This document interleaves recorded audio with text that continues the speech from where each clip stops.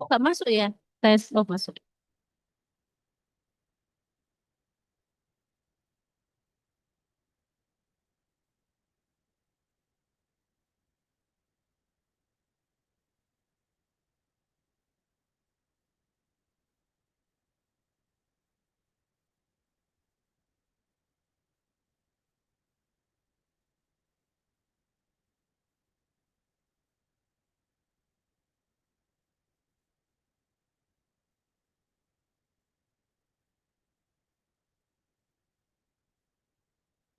Tes.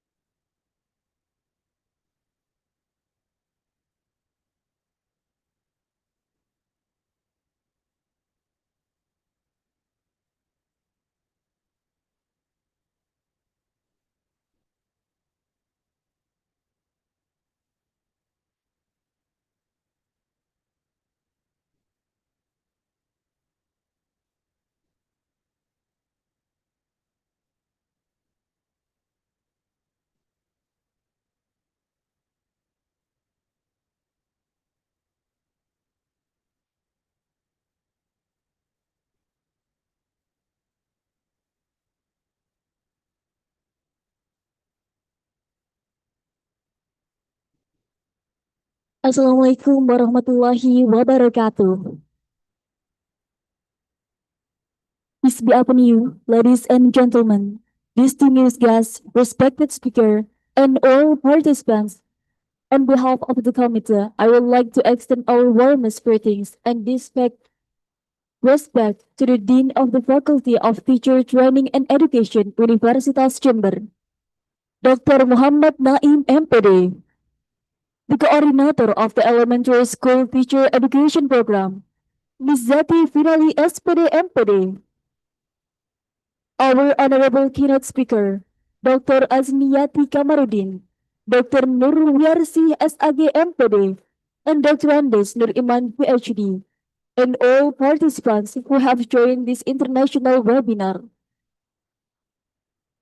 Allow me to introduce myself. My name is Wardah Shadza Kamila, and I'm truly honored to serve as the Master of Ceremony for today's program.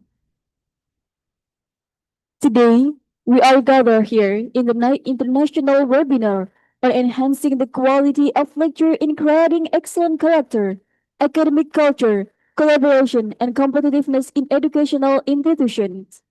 With the theme, Empowering Elementary Education, Synergizing Technology, Curriculum, and Learning for Global Competence.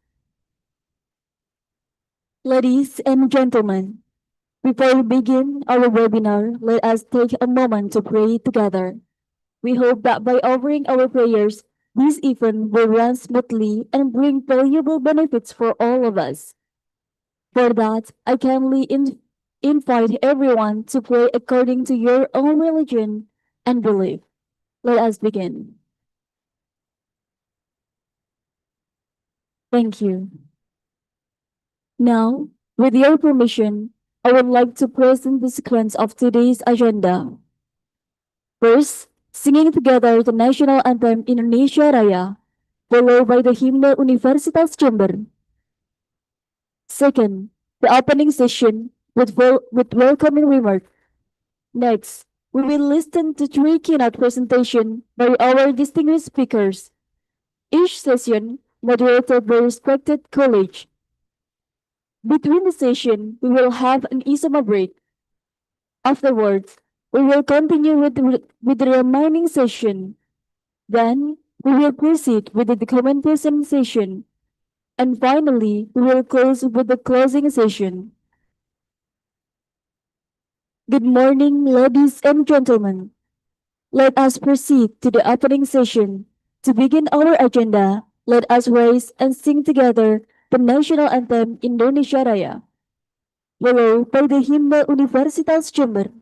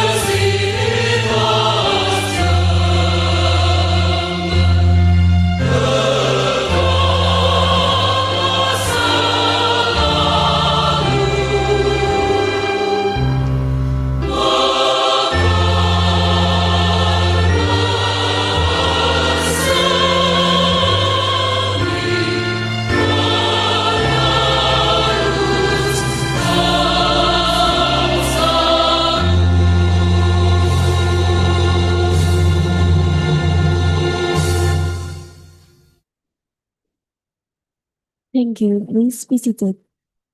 For the first agenda, we will hear the welcoming remarks from the coordinator of the elementary school teacher education, Ms. Zati Finali SPD MPD. To Ms. Zati Finali, the time is yours. Yes. Assalamualaikum warahmatullahi wabarakatuh. Good morning, distinguished guests, respected speakers, and beloved participants. It is truly an honor and a privilege for me, on behalf of the Primary School Teacher Education, Faculty of Teacher Training and Education, University of Jember, to warmly welcome you to this international webinar. Allow me to extend my highest appreciation to the honorable guest, the Dean of the Faculty of Teacher Training and Education, University of Jember, Dr. Muhammad Naim MPD, the Vice Dean for Academic Affairs, DRS Nuriman, PhD, the Vice Dean for Finance and General Affairs, DRS Kayan Swastika, MSc, the Vice Dean for Student and Alumni Affairs, Dr. Arif Riyadi, MSc, MPD, Head of the Department of Educational Sciences, Dr. Muhammad Irfan Hilmi, SPD, MPD, and all esteemed lecturers of PGSD, Faculty of Teacher Training and Education, University of Jember. We are also delighted and honored to welcome our distinguished speakers from University Malaya, Malaysia, Dr. Azni Yati Kamarudin, from Lazwadi Tursina, Dr. Nur Yasih, SAG, MPD, and also from University of Jember, DRS Nuriman, PhD, who have kindly accepted our invitation to share their insights, expertise, and valuable experiences with us today. Ladies and gentlemen, this international webinar with the theme Empowering Elementary Education, Synergizing Technology, Curriculum, and Learning for Global Competence highlights the crucial need to prepare young learners to face the challenge of the 21st century by bringing together perspectives on technology integration, curriculum development, and effective learning strategies. We believe this forum will inspire us all to strengthen collaboration and contribute to advancing elementary education at both national and global levels. Finally, I would like to express my sincere gratitude to the organizing committee, our respected lecturers, and all participants who have joined us today. May this webinar bring fruitful discussion and meaningful contribution for the betterment of education. Thank you very much. Wassalamualaikum warahmatullahi wabarakatuh. Thank you very much, Ms. Zati Finali, for your kind remarks. For the second agenda, we will listen to the opening remarks and the official opening of this seminar, delivered by Dr. Andas Nuriman, PhD. To Mr. Nuriman, the time is yours.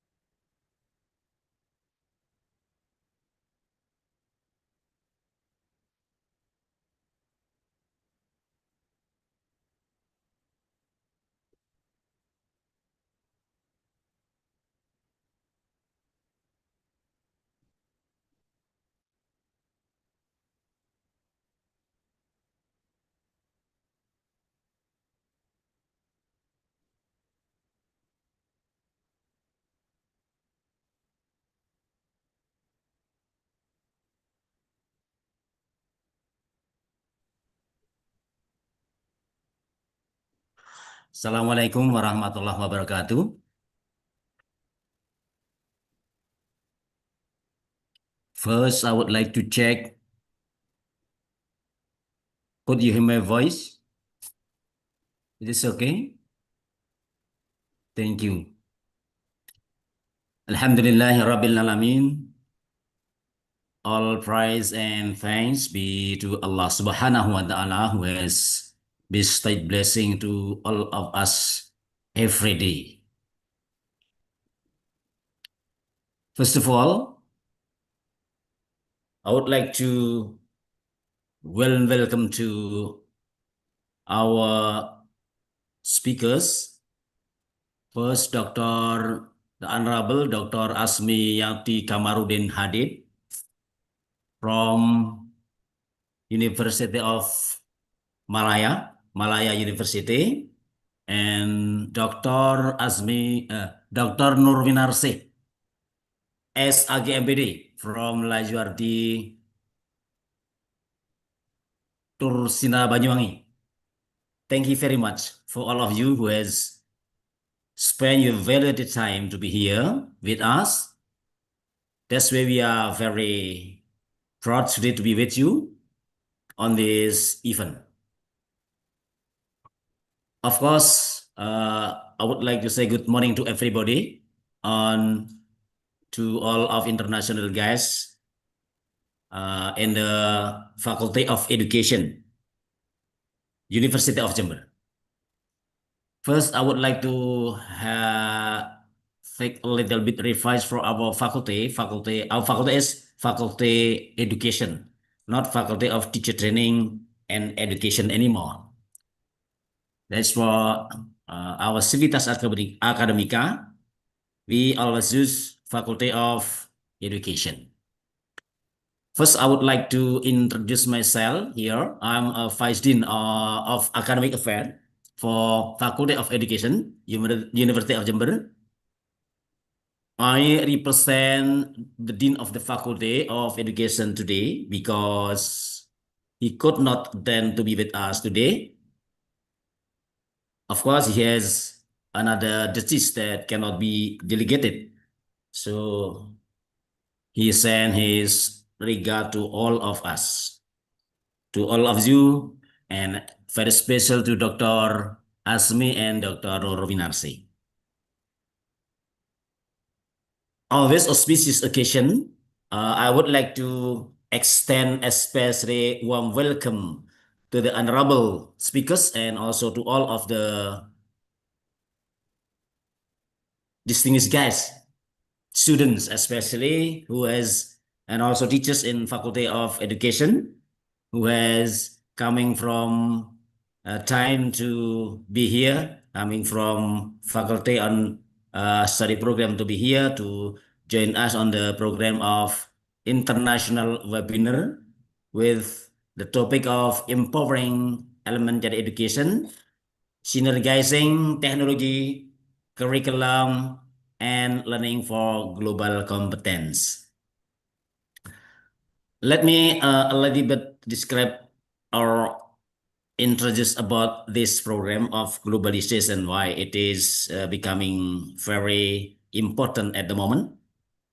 Globalization, the key of word for globalization now is, as we feel, is interconnectedness and interdependency. It is two words that becoming very important for globalization. What does that mean? Interconnectedness and interdependency has become impacted on many fields: economic, culture, societies, and also the markets, which driven by the increased flow of goods, the services, people, and also information across national borders. So we now, actually, we have no national border anymore. This process speed up the advancement in technology and transportation, especially creates both opportunities such as economic growing and access to a wide variety of goods, challenge including job displacement. That is the most important for us. Job displacement, potential wage decreases, and negative environmental impact. We feel or no, impact will come to us. Of, of course, this is becoming a crucial issue for us because we work together, no border of national, and also we have to compete to other people from overseas. How can we use current technology like in this topic to increase our life, especially in education point of view? This is time. I would like to say to all of us, this is time to us to discuss deeply about the topic, which is synergizing technology, curriculum, and learning global competency, especially for our post-study program in elementary school of education. Because of this, I do believe that there are many more questions in my mind, in our mind, I mean. This is our opportunity to discuss with the experts, especially for Dr. Azmi and Dr. Nowina. So with their experience, how about the use of technology in learning and employ this into the curriculum? Okay, because of this, on behalf of the Faculty of Teacher of Education, by reading Bismillahirrahmanirrahim, I declare to open this event. Thank you very much. Enjoy the time until the end of the day today, until finish, I mean, and hopefully all of you are well-being. Akhirul kalam, Assalamualaikum warahmatullahi wabarakatuh.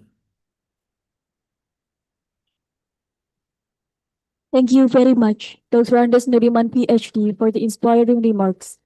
Now, we continue with the first keynote session.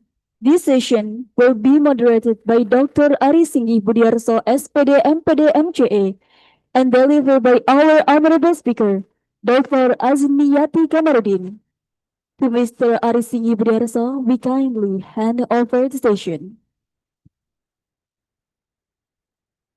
Okay, thank you. Master of Ceremony. Hello, Dr. Asni. Can you hear my voice?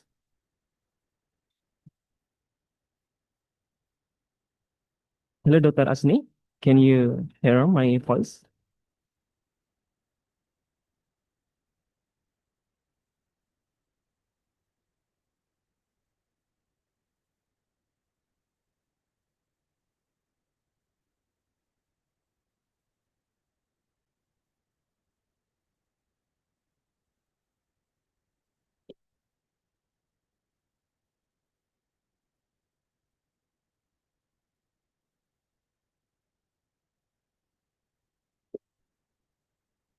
Hello, Dr. Asni. Can you hear my voice?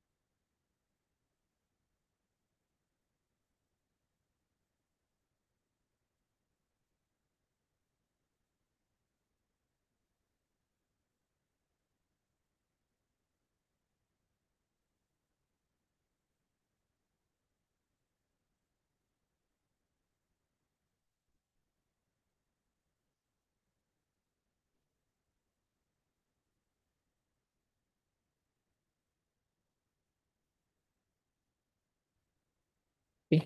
Hello, Dr. Asni. Can you hear my voice?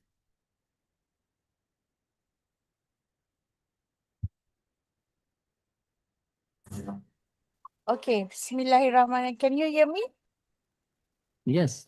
Oh, yeah, because just now someone need to unmute my voice. Okay, yeah, I'm in. Okay. Thank you, Doctor.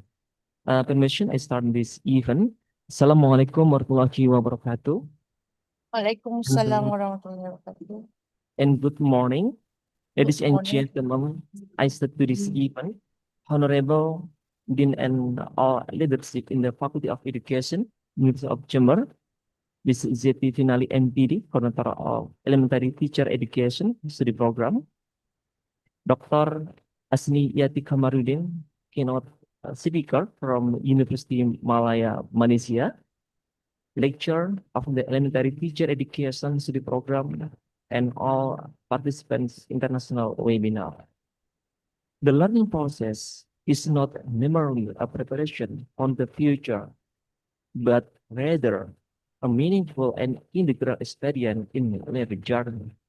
Education extends beyond the classroom, formal curriculum, or academic grades, problem solving and reflection, individual experience in their daily lives. Every moments in an opportunity to learn, grow, and understand the world more deeply. Today, we will discuss it with the resource person, Dr. Azni Yati Kamrudin from University of Malaya. Here is the CV.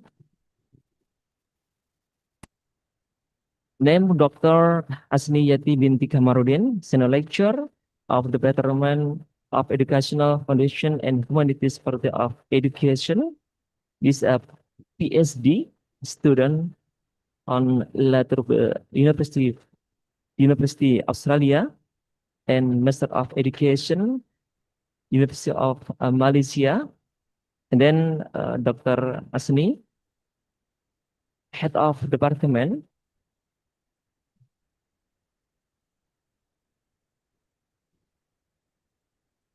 Hello. Hello, Dr. Yeah. Asni, in 20,000, in 2023, I have share activities on University Malaya. Oh, Yeah, I don't know that. yeah.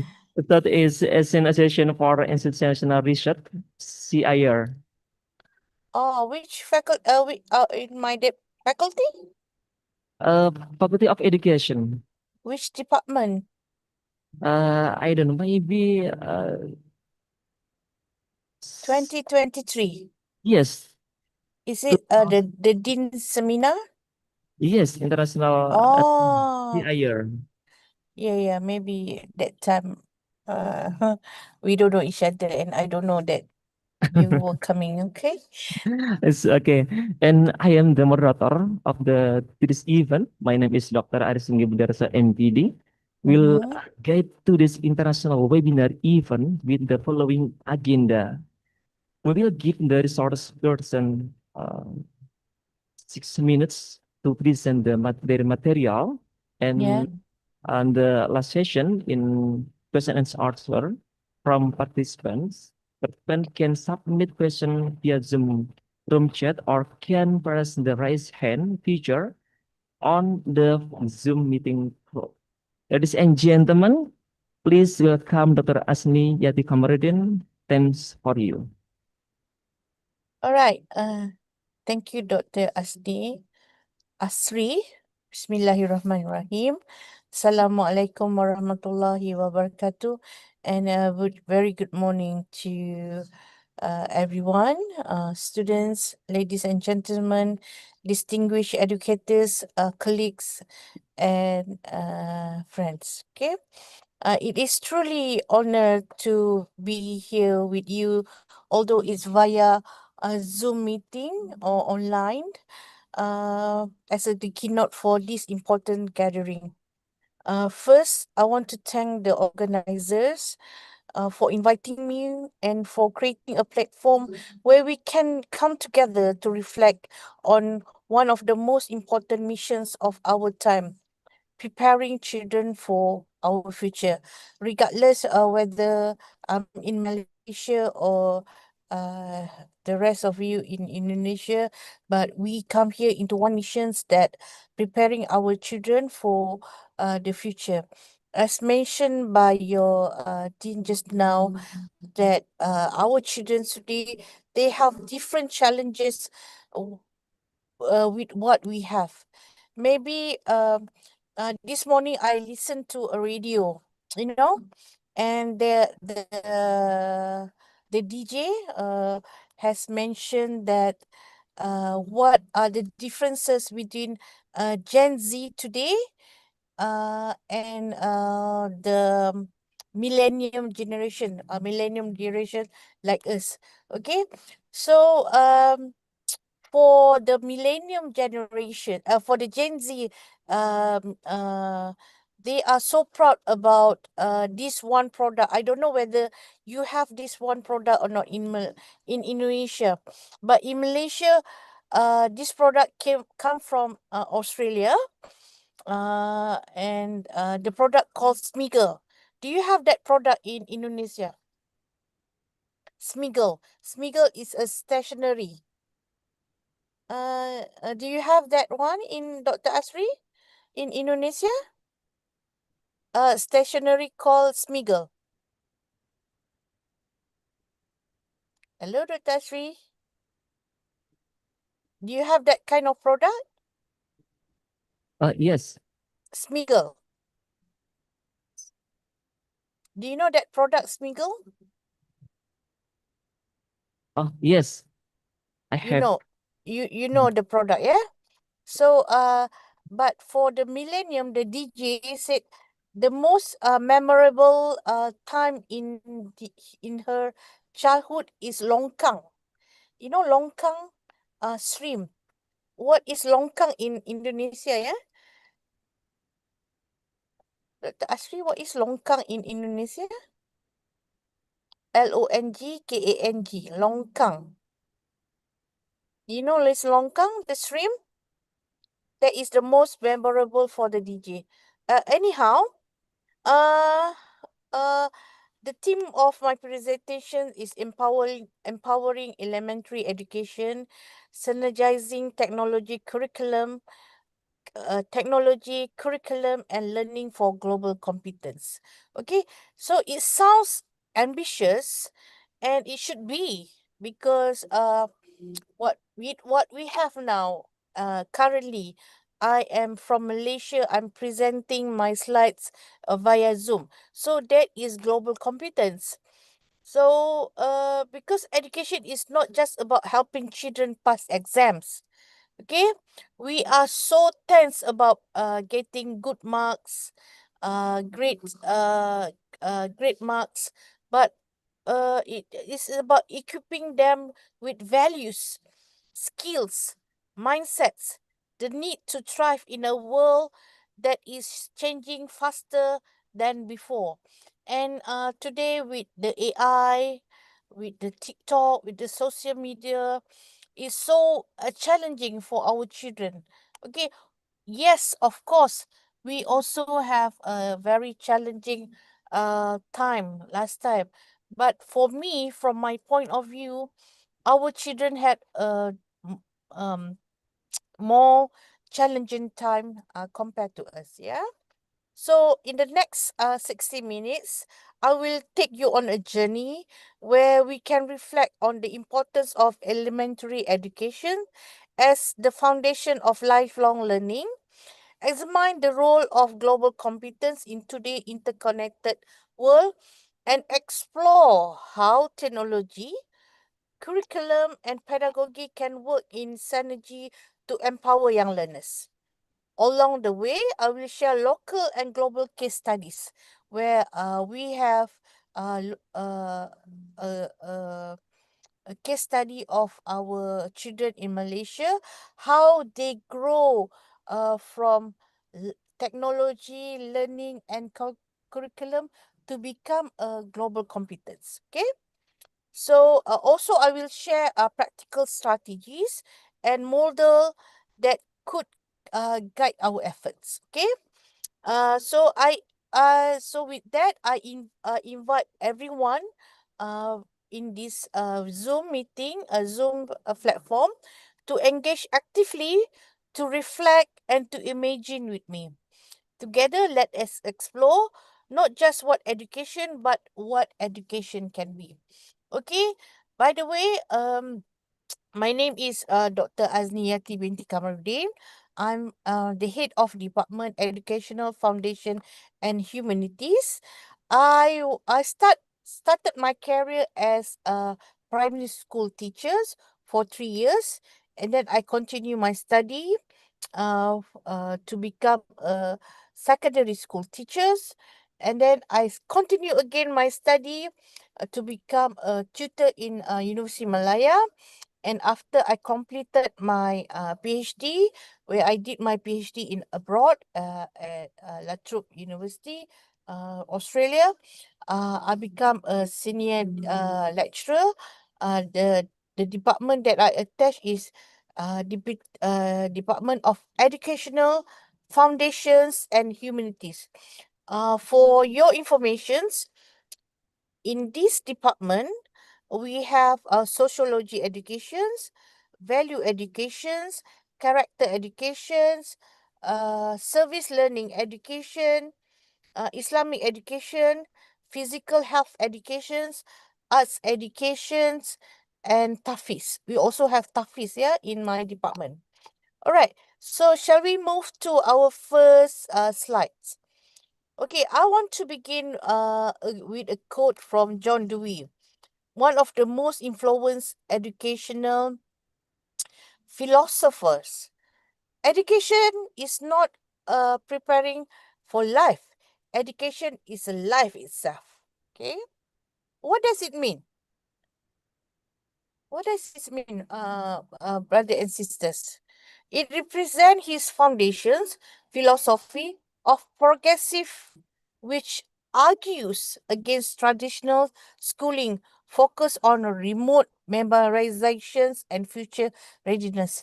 Okay, I mean, ladies and gentlemen, students, friends, colleagues, and distinguished speakers, let's reflect what we have done in our primary schools. Okay, maybe during my time,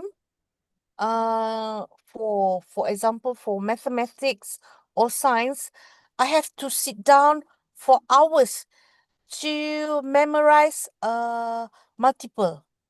2 times 2, 4, 3 times 2, 6.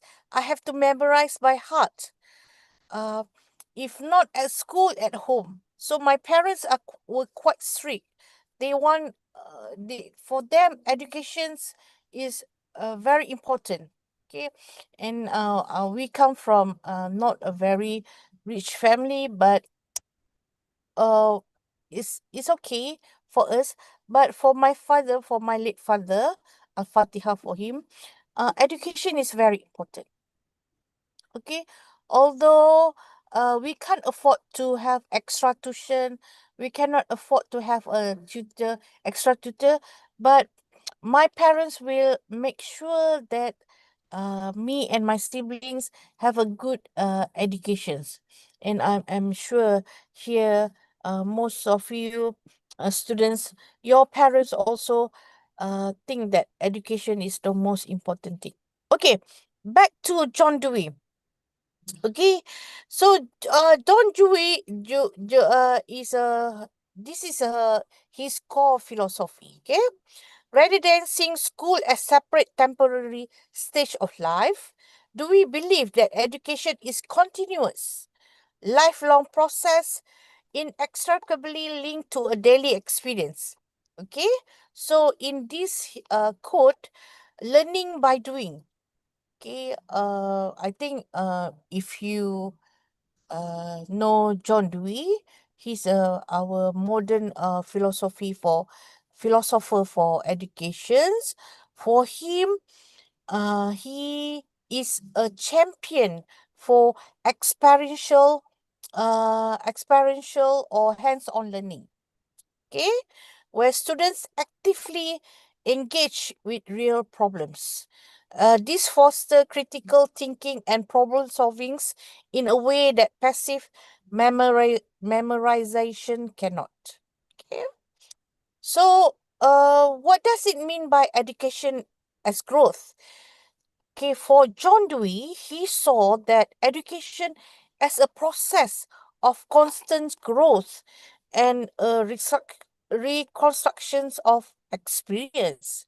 Okay, so I remember last in my primary school experience where I learned science. My science teacher, rest upon him, one day he asked us to bring a lemon or lime, limau, buah limau, and we were excited to bring fruits. He asked us to bring fruits, any fruits, and also he asked us to bring any kind of fruits. So we were so excited during that time. So on that day, he asked us to show our fruits. So on that day, I brought a sunkist, a lime. So on that day, he asked us to divide the lime into 2, into 4, into 6, into 8. So in that way, he teach us how to use pecahan. Okay, divisions. That is very good. I'm still on the first slide. Sorry, the John Dewey slides. This is too early. Thank you. I'm still in the first slides. All right. Oh yeah, no, the John Dewey. All right, thank you. The John Dewey. The John Dewey slide. The second slide. All right, thank you. So for him also, the classroom as a democratic community. John Dewey believed that schools should be a microcosm and as a democratic society.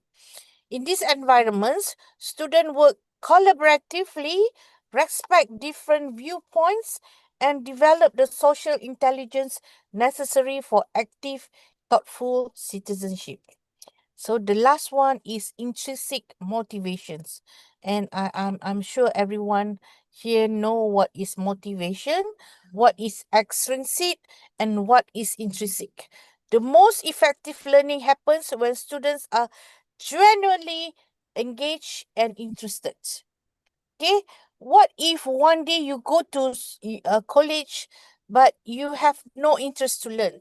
And I believe if you don't have interest to learn, there's no learning occur. Yeah.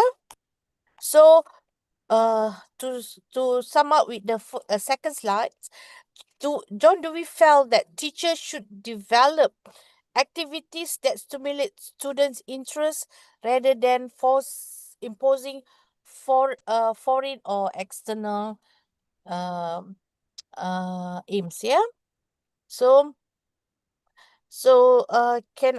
when I first read this quote as a young teacher last time, it struck to me deeply. At first, from this quote, I thought, of course, education should prepare us for life. What else education would? Because for some of us, I think many of us, we want to study, we want to have a good career. When we have a good career, that means we have a good money.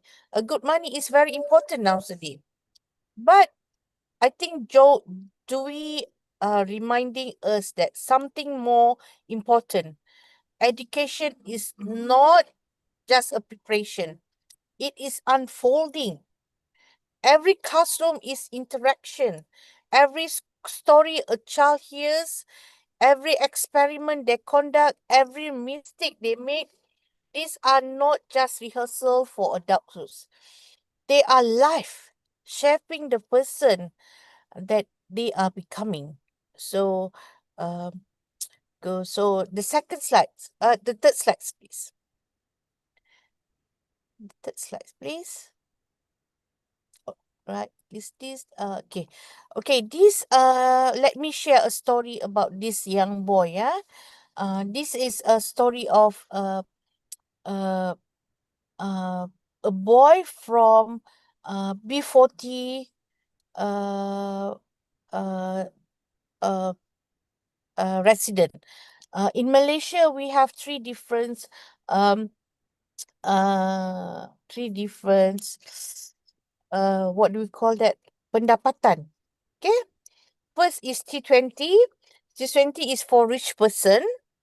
M40 is for middle person, middle income person, and for B40 is the low income person. Okay, this boy, I call him Amer.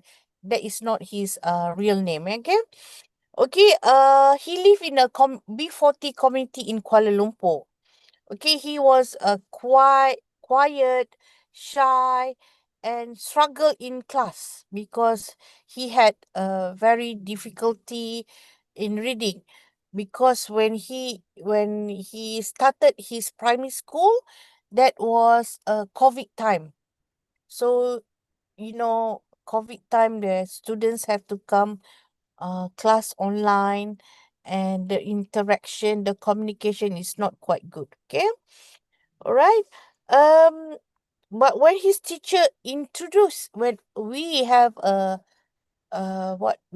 grant to support these both B40 students, we introduce him digital storytelling. Okay. Where the children could create their own shorts videos. Okay. Ahmed come alive. He likes it. When he connect his experience to digital video, he become alive. He started to talking. He start to talk. He start to express his creativity. He produced a short film about his neighborhood. Excuse me. Mixing local music, images, and narrations. So you can imagine, yeah, Ame is a boy that come from a quite poor family, but when we introduce him with digital storytelling, he become quite creative. He become quite talkative. He tends to express his feeling and his experience, and that shows that this the children, this boy Amir especially, he actually could learn and produce something when the motivation is high. Okay. His classmate applaud. So when we had the presentation for this video, for his video that he made, most of the classmate give him a big clap. And when I saw Amir standing there, like I can see that he is proud of himself, although he did not say it loudly how proud he is to himself, but we noticed that we did something good to Amir. Okay, so maybe at the end I will show it to you the differences, what Amir now and what I'm before. Yeah. So what changed Amir? It wasn't just a technology, dear students. It's not. It was the right combination of tools, curriculum, pedagogy, and motivation. Not just about the digital. It's a combination of these three: the learning, the curriculum, and the pedagogy. I call it a synergy. A synergy that could unlock his confidence and competence. Okay, so this story of Amer illustrate why we must think, must we rethink elementary education. The children in our classroom are not waiting life to begin. They are already living, learning, shaping who they will become. Okay. The next slide, please. Thank you. Okay. Next slides. All right. This is the other slide, before slide. Sorry. Before slide, let me check, yeah, whether am I sharing the same slides. Sorry about that, friends. Sorry about that.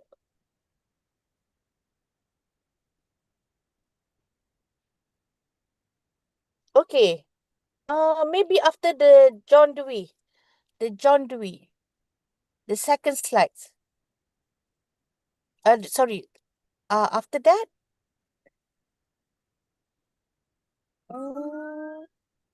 What slides is that? Okay. All right. What kind of learners do you want to see in 2035?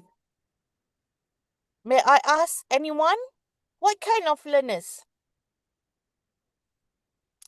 The first one. What do you think is the future career? Anyone?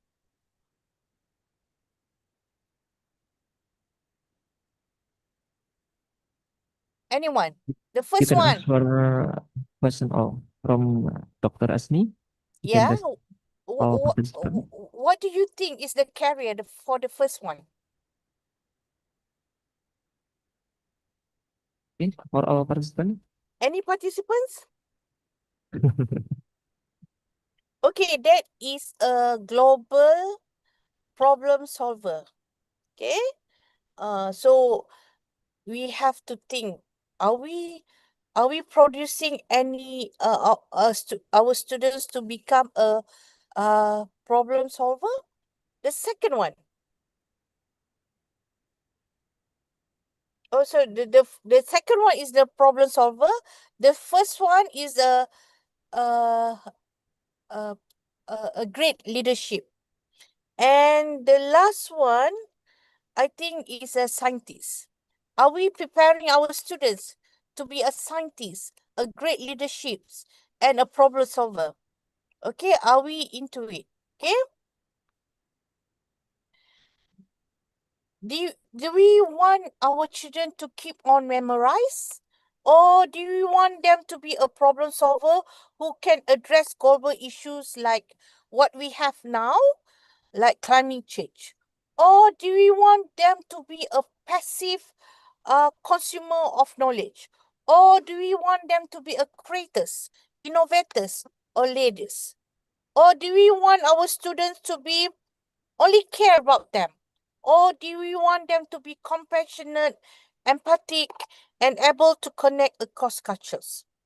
When we talk about global competence, these are the qualities we inventions. We, as a future teachers or future leaders, we should know that these are the qualities that we must envision to our students: critical thinking, ethical responsibility, intercultural understanding, and the ability to collaborate for the common good. So, ladies and gentlemen, by 2035, today's elementary school students will be entering their workplace. That means 10 years from now, voting in elections, raising families. What do we in classroom? So what we do in classroom today will determine not only their future, but the future of our nations and our planet. So as we proceed, I invite you to keep this vision.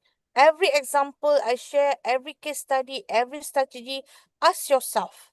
And it's also a reminder for me, will this help us to build the kind of learners that we need in 2035? Okay, next slides, please. Maybe I didn't see clearly. I already told you about the story of Amer. This is a story where we introduce him with the digital storytelling. He has promised himself to be a better Amer. Okay, so next please, the red one. Next slide, please. Okay. Why elementary education matters? Okay. Why? So number one, why does it matter to us so much? Why do we have, like in Malaysia, we have a elementary degree, not only in public universities, in private university as well. Why do you think? Why does elementary education matters? Okay, so ladies and gentlemen, research has consistently shown that the early years of education are not only about literacy or numeracy. It's not only about A, B, C, 1, 2, 3. Okay, they are about shaping the whole the whole child, cognitively, emotionally, socially, and morally. Elementary education is where children first encounter structured learning.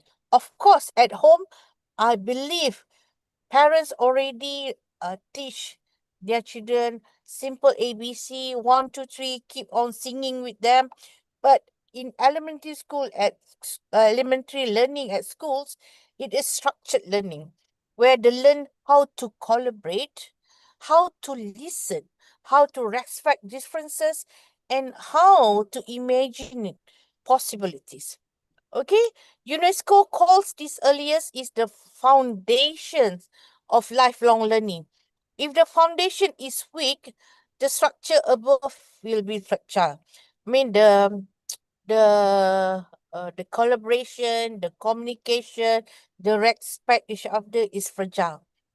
If the foundation is strong, children will be able to adapt, to thrive, and to contribute, and to live together peacefully in their communities, in their schools, in their workplace, and so on. Okay. All right. Let me illustrate you with this data. A 2021 World Bank report shows that children who achieve foundational literacy and numeracy by age of 10 are far more likely to succeed academically, graduate from secondary school, and secure meaningful employment. That's where elementary is very important. So, ladies and gentlemen, from their 5 years to 10 years is a very crucial time. This is the foundation for their learning. Conversely, those who fall behind early often struggle to catch up, widening gaps in achievement, income, and opportunity. Because they don't have a strong foundation during their 5 years to 10 years of life. So make sure if you have children, if you have siblings, or if you have friends who have children, please tell them that age from 0 months to 10 is very crucial. Okay, so we have to equip our children as much knowledge, as much skills to keep them strong in our community. Okay, but remember, this is not only about job or academic success. Elementary education is also where values are nurtured. The second one, think of the story children read. The science, okay? Maybe the simple science experiment they try. The friendship, okay? The friendship, the heart of friendship. The difficulties of to have a good friends. The difficulties to communicate with a new friend at schools.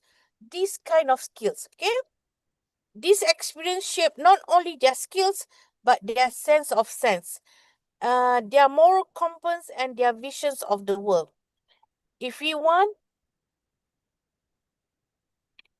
so excuse me, ya. Oh, saya ada tukar ke? tak, saya ada mesyuarat. Saya berhenti sekejap. Saya pancing ni. Tak apa, tak apa. Ha? Tak apa, tak apa. Saya ada mesyuarat, saya berhenti sekejap. Tak, saya agak ni pancing ni. Tak apa, nanti saya buat. Saya ada mesyuarat sekejap. Sebab kat sini tak ada berhenti. Sekejap je 10 minit. Sorry, Dek, Yes. Sebab saya dapat info. Kata Taya pancit, berhenti kat sini lama tak boleh berhenti. Oh, sekejap je. Tak maaf, Nak saya tukar. Akak tak apa sambung. Oh, boleh, boleh. Ha? Boleh. Sorry about that. Because Tak apa, akak meeting, saya buat. tayar tu nak ambil kat mana? Ha? Tayar tu nak bawa kat mana? Sini? Nak kena tukar ke? Yang tayar baru dari mana? Ada tayar spare belakang kan? Cuba tengok, Boleh, Saya- boleh tak apa. Akak. Sorry about that. Because I stopped at the roadside, so the police thought that I have difficulties in my tire. So sorry about that. Okay. All It's right. okay. It's okay. Oh my God, because it's heavy rain here, so it's better for me to stop at the side road rather than continue my journey. All right. So back to my presentations. So if we want global citizens who can think critically, care deeply, and act responsibly, we cannot wait until university. We must start from the one foundations, from 0 months to 10 years. That is very important. We must start the elementary classroom, and that is why we are here today, to ask how we can make those classroom truly empowering. Okay, next slide, please.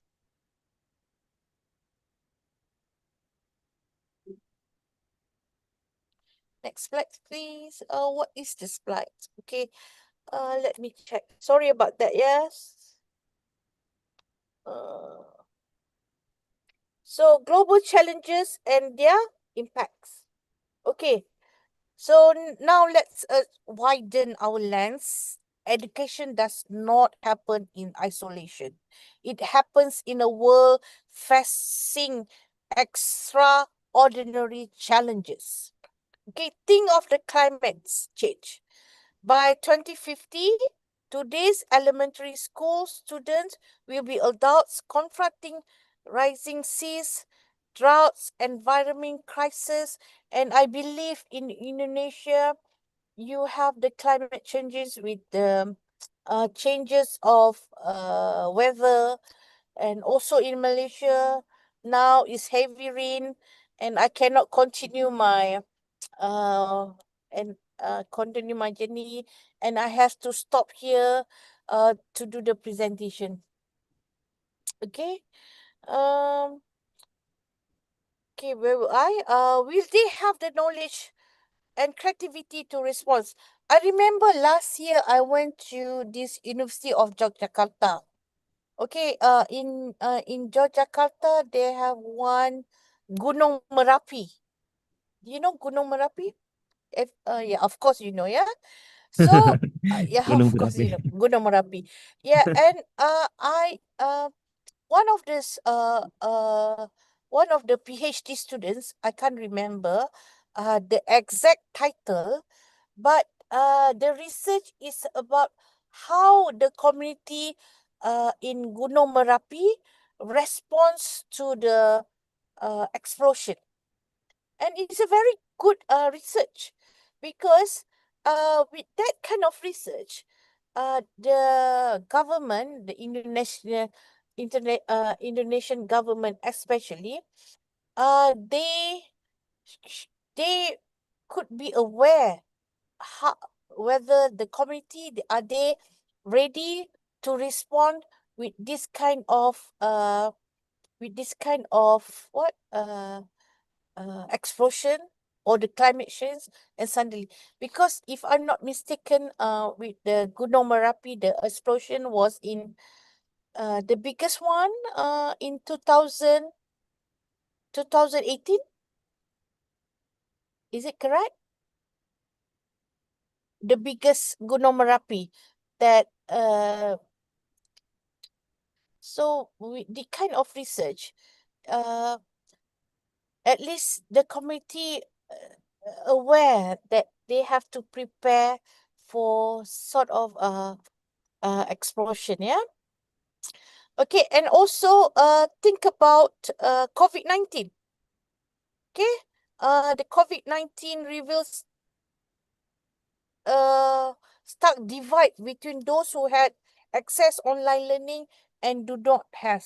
Okay, so in Malaysia we also face a difficulty where those who have Wi-Fi device or good internet support, they can go for online class. Unlike for those who are, unlike for those, let me see. unlike for those who cannot afford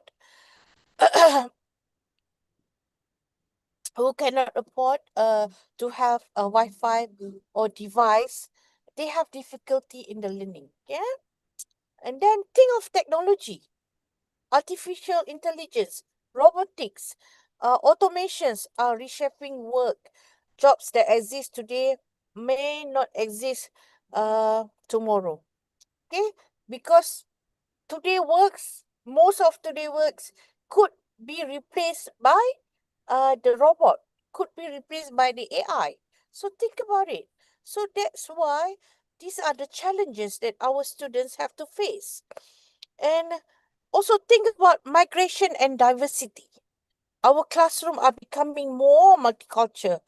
In my country, in Malaysia, we are not only have Malaysian now, but we also have Indonesians and so on.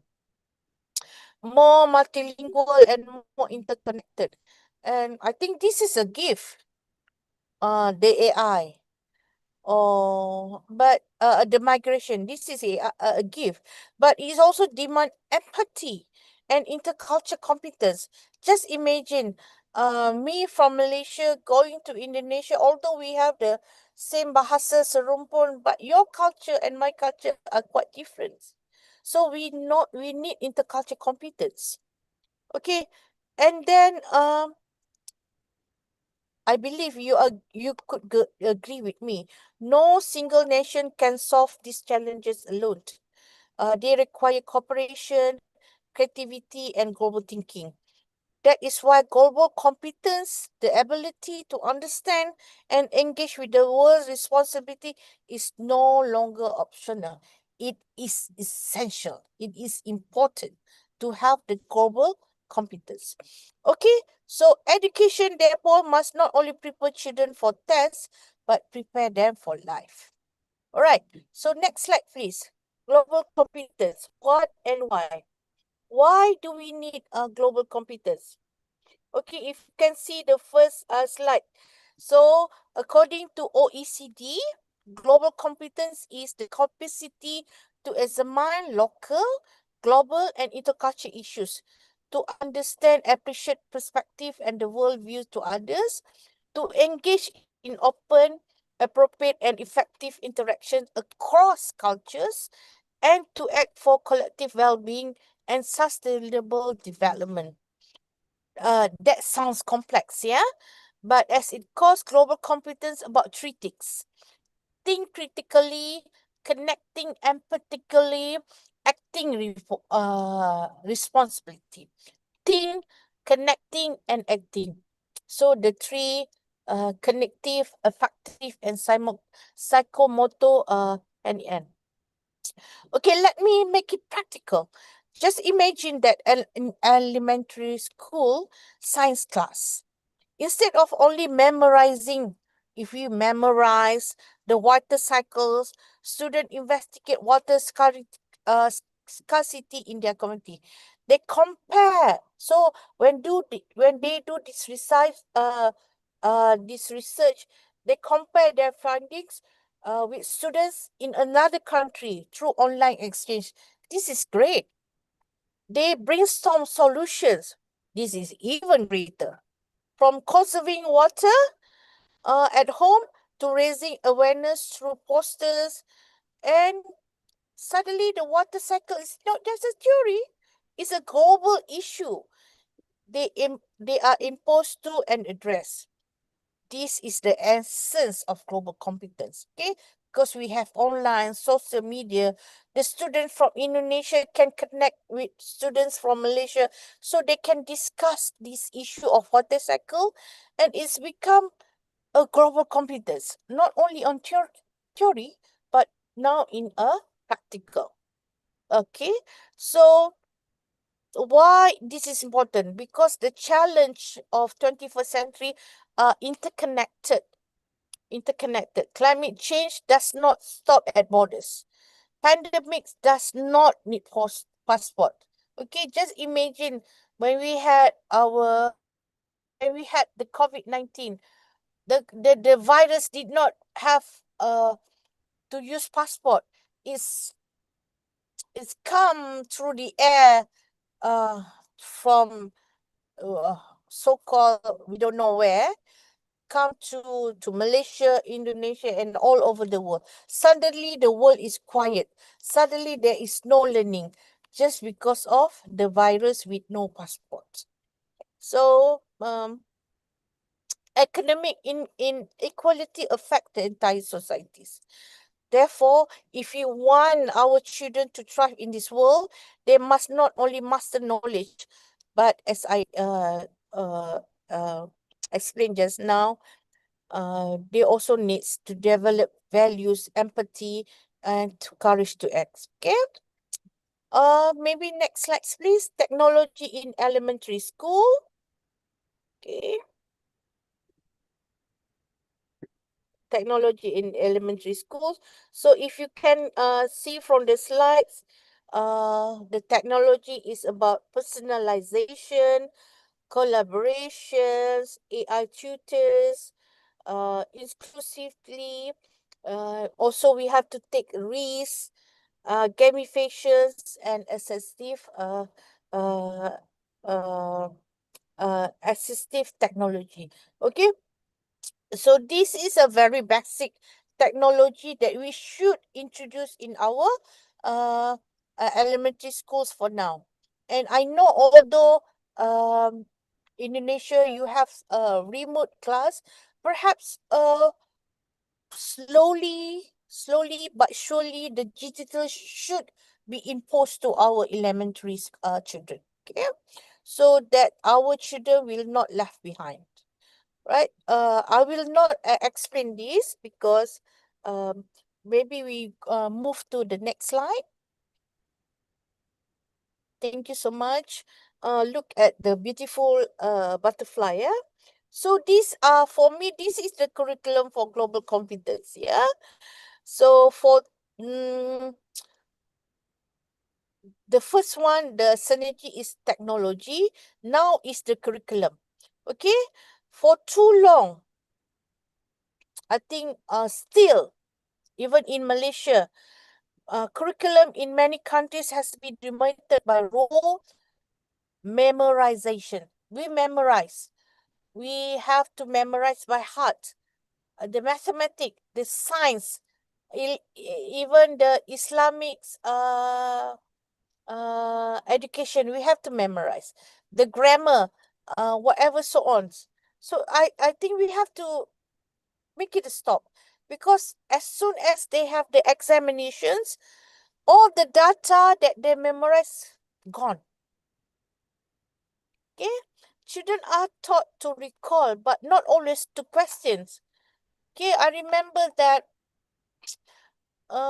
we are during my primary school, elementary, I'm afraid to ask, because if I ask, I sound stupid, or if I ask something that will make my teacher become angry, or if I ask too much, it sounds like I have no idea what the teachers are talking about. So that kind of stigma, we have to end it there. Okay. All right. So in this curriculum, we should ensure that our children nurture this competency, the ability to think critically about complex issue, the ability to collaborate with others, the ability to act responsibly in global world. This is very important. Okay, so how do we achieve this? This is my suggestions, by embedding global issues in every subjects, not only in Bahasa Indonesia, not only in character, not in, so every aspect, mathematics, science, try to embed global issues so that our students become global competence. Let them speak out, let them think, let them discuss, let them do the decision making. Okay, so let me give examples. or mathematics. Children can learn percentage by analyzing change data.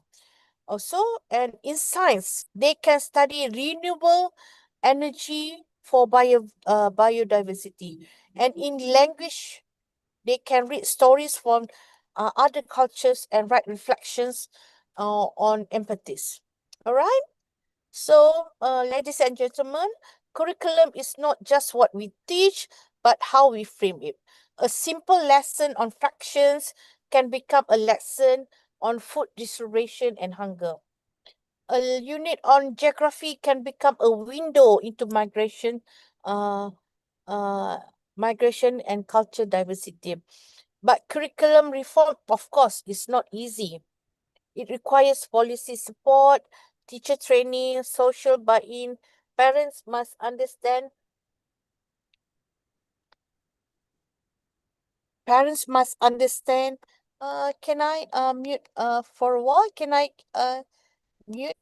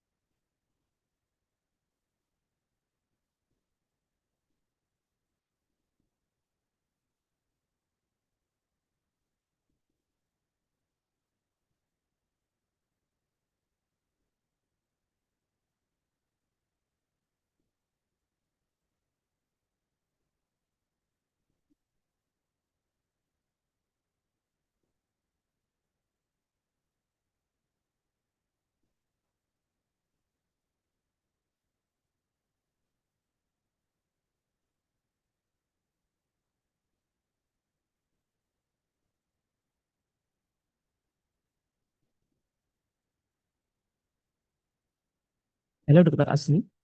Are you fine?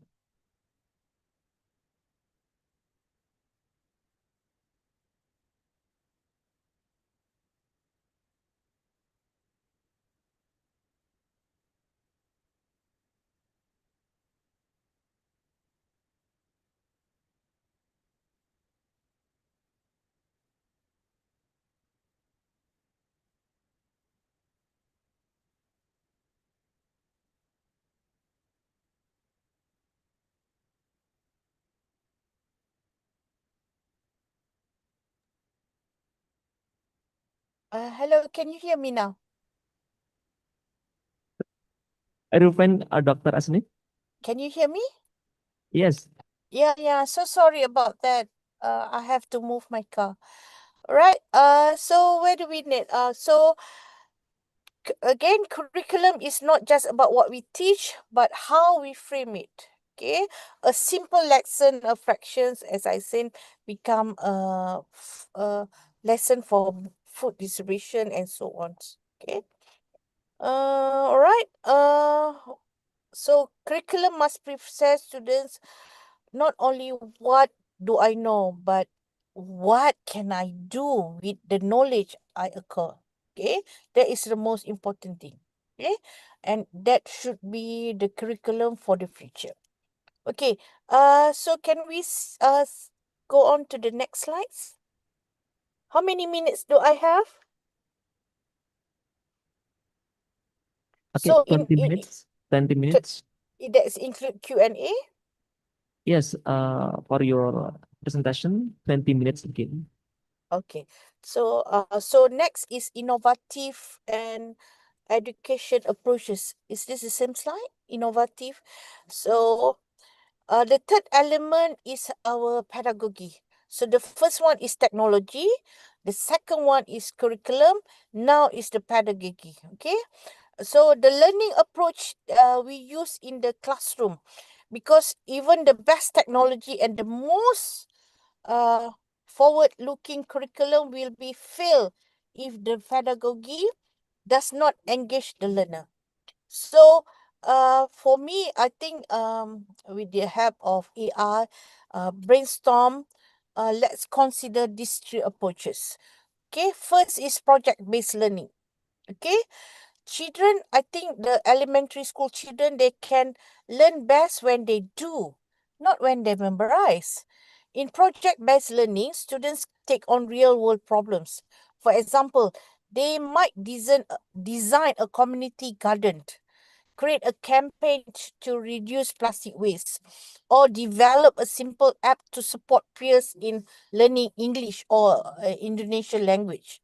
These projects teach not only subject knowledge but collaboration, problem solving, and creativity.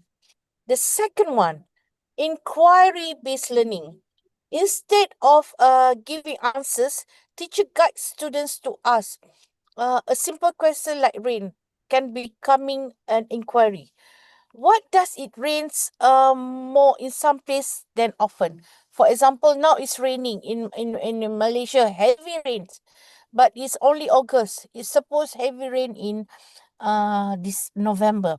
This could be an approach or introduction for discussion of climate change. And then about rain again. How does rain affect farmers? A good question. How do different cultures celebrate rain? A very good question as well. This nurture curiosity, critical thinking, and independence.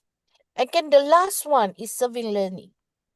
I don't know in Indonesia, but in Malaysia, for the university, we have one program that called service learning or sulam. Okay, maybe we can discuss this further, but dosen-dosen yang berminat untuk mengetahui what is service learning, and we can do a collaboration research between Malaysia and Indonesia.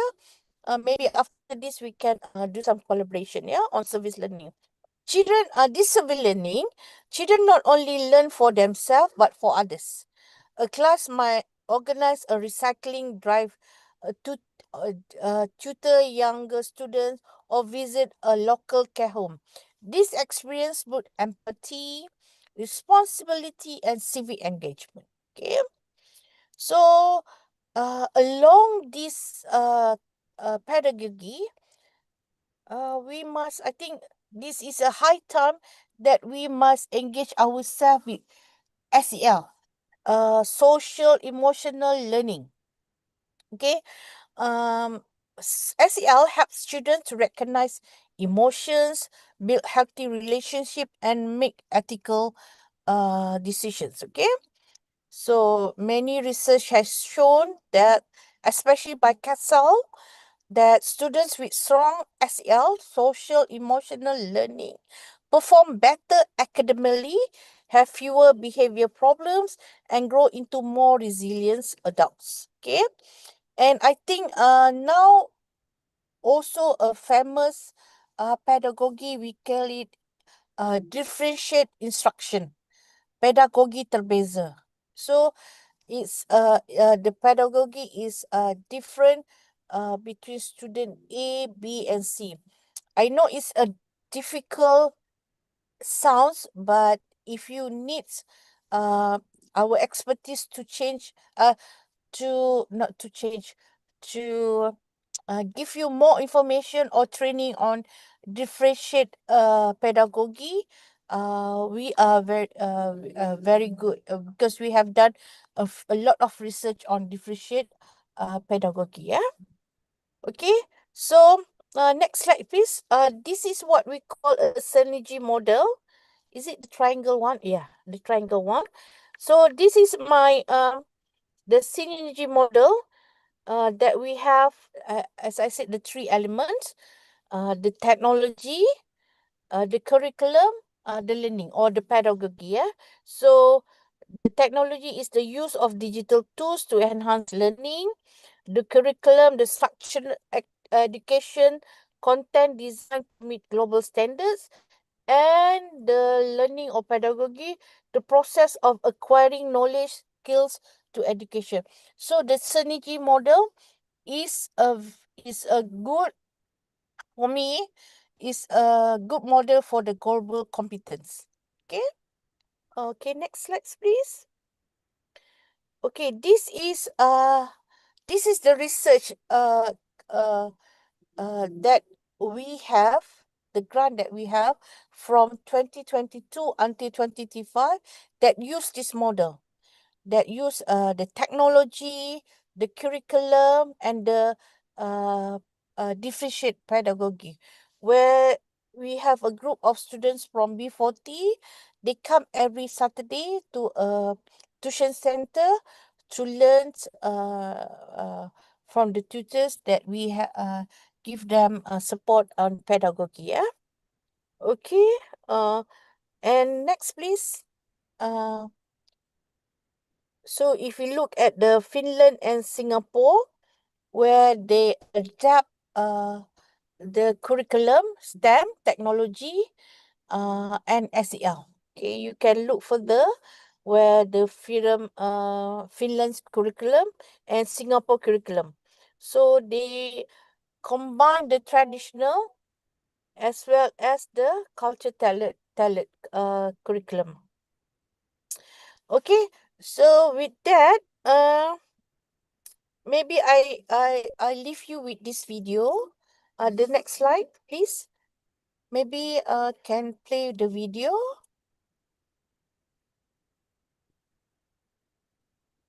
You can play the video for the audience. Okay. And maybe with that, I end my presentation. And after the video, I open for Q&A. Is it okay? It's okay. This process. All right. Okay. So should I mute and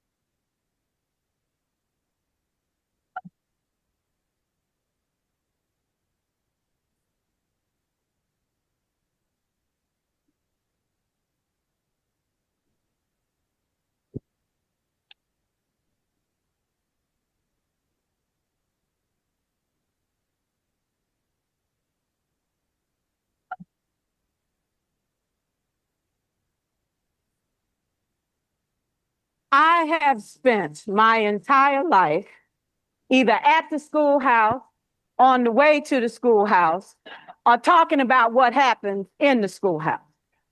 Both my parents were educators. My maternal grandparents were educators. And for the past 40 years, I've done the same thing. I have spent my entire life years either at the schoolhouse, on the way to the schoolhouse, or talking about what happened in the schoolhouse. Some of them have been not so good. Both my parents were educators. My maternal grandparents were educators. And for the past 40 years, I've done the same thing. I have spent my entire life years either at the schoolhouse, on the way to the schoolhouse, or talking about what happened in the schoolhouse. Some of them have been not so good. Both my parents were educators. My maternal grandparents were educators. And for the past 40 years, I've done the same thing. I have spent my entire life years either at the schoolhouse, on the way to the schoolhouse, or talking about what happened in the schoolhouse. Some of them have been not so good. Both my parents were educators. My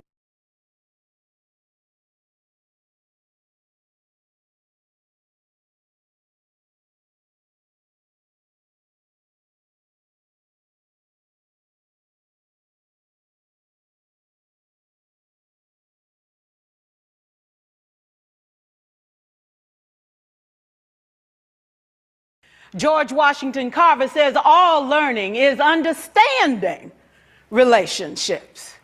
Everyone in this room has been affected by a teacher or an adult. For years, I have watched people teach. I have looked at the best and I've looked at some of the worst. A colleague said to me one time, they don't pay me to like the kids. They pay me to teach a lesson. The kids should learn it.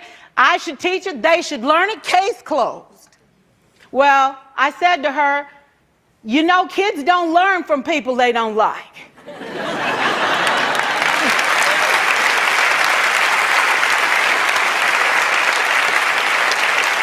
She said, that's just a bunch of hooey.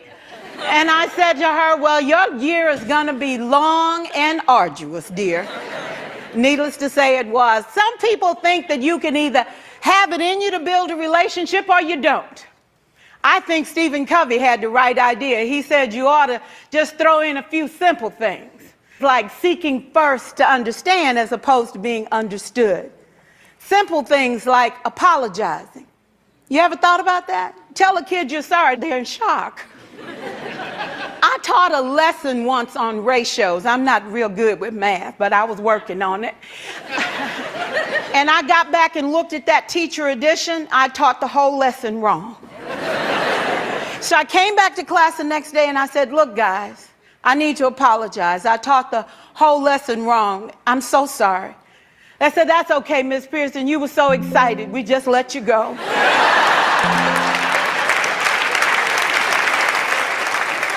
I have had classes that were so low, so academically deficient that I cried. I wondered, how am I going to take this group in 9 months from where they are to where they need to be? And it was difficult. It was awfully hard. How do I raise the self-esteem of a child and his academic achievement at the same time? One year I came up with a bright idea. I told all my students, you were chosen to be in my class. Because I am the best teacher and you are the best students, they put us all together so we could show everybody else how to do it. One of the students said, really? I said, really? We have to show the other classes how to do it. So when we walk down the hall, people will notice us. So you can't make noise, you just have to strut. And I gave him a saying to say, I am somebody. I was somebody when I came. I'll be a better somebody when I leave. I am powerful and I am strong. I deserve the education that I get here. I have things to do, people to impress, and places to go. And they said, yeah. You say it long enough, it starts to be a part of you. And so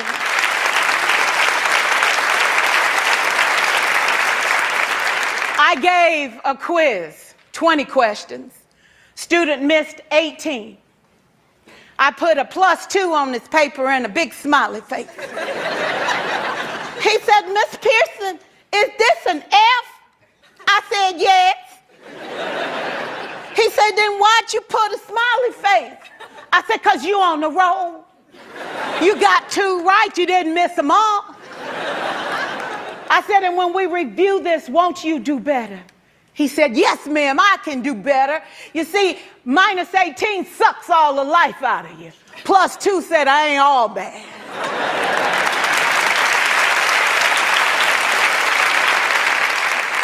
4 years, I watched my mother take the time at recess to review, go on home visits in the afternoon, buy combs and brushes and peanut butter and crackers to put in her desk drawer for kids that needed to eat, and a washcloth and some soap for the kids who didn't smell so good. See, it's hard to teach kids who stink. And kids can be cruel. And so she kept those things in her desk, and years later, after she retired, I watched some of those same kids come through and say to her, you know, Miss Walker, you made a difference in my life. You made it work for me. You made me feel like I was somebody when I knew at the bottom I wasn't. And I want you to just see what I've become. And when my mama died 2 years ago at 92, there were so many former students at her funeral. It brought tears to my eyes, not because she was gone, but because she left a legacy of relationships that could never disappear. Can we stand to have more relationships? Absolutely. Will you like all your children? Of course not. And you know your toughest kids are never absent. Never. You won't like them all, and the tough ones show up for a reason. It's the connection, it's the relationships. And while you won't like them all, the key is they can never, ever know it. So teachers become great actors and great actresses, and we come to work when we don't feel like it, and we listen to policy that doesn't make sense, and we teach anyway. We teach anyway because that's what we do. Teaching and learning should bring joy. How powerful would our world be if we had kids who were not afraid to take risks, who were not afraid to think, and who had a champion? Every child deserves a champion, an adult who will never give up on them, who understands the power of connection and insists that they become the best that they can possibly be. Is this job tough? You betcha. Oh God, you betcha. But it is not impossible. We can do this. We're educators. We're born to make a difference. Thank you so much.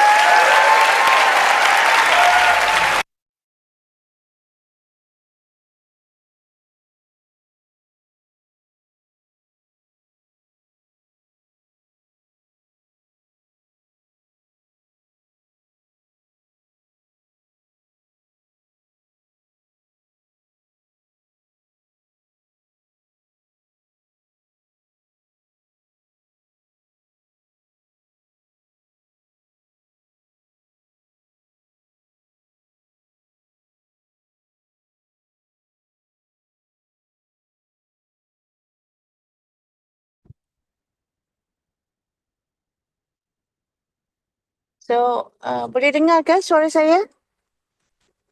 Can you hear me? Hello?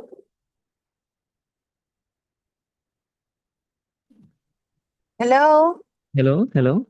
Yeah, can you hear me? Yes.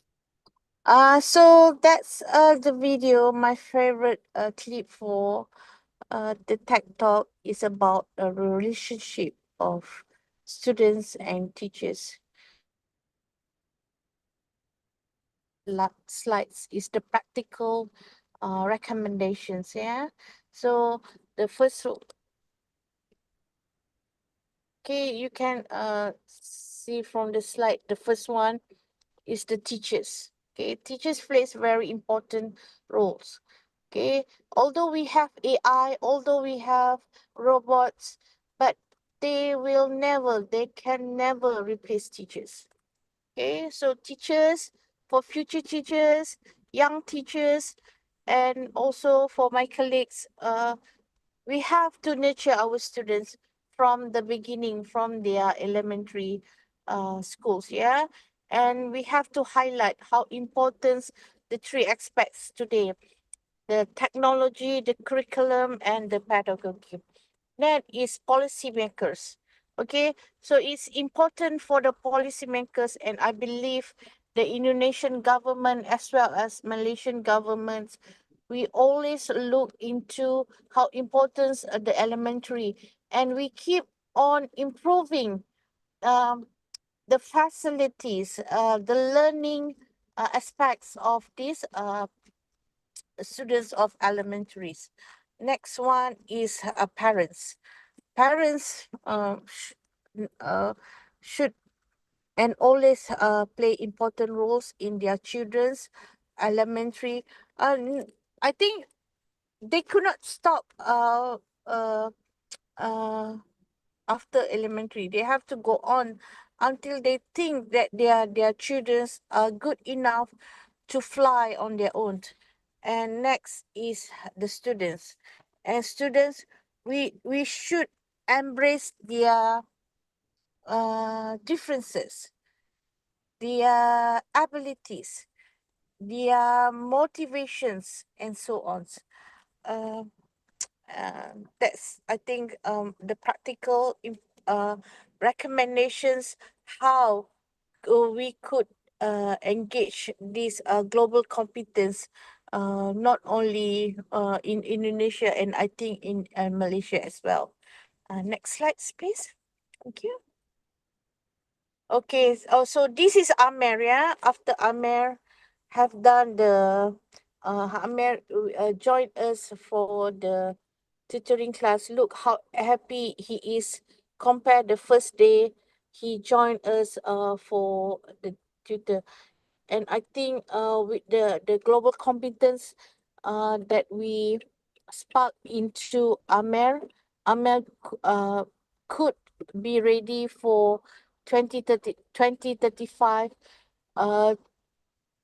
to start his career, maybe as a leadership, or maybe as a scientist, or maybe a great creator, and who knows. Yeah. And that's it.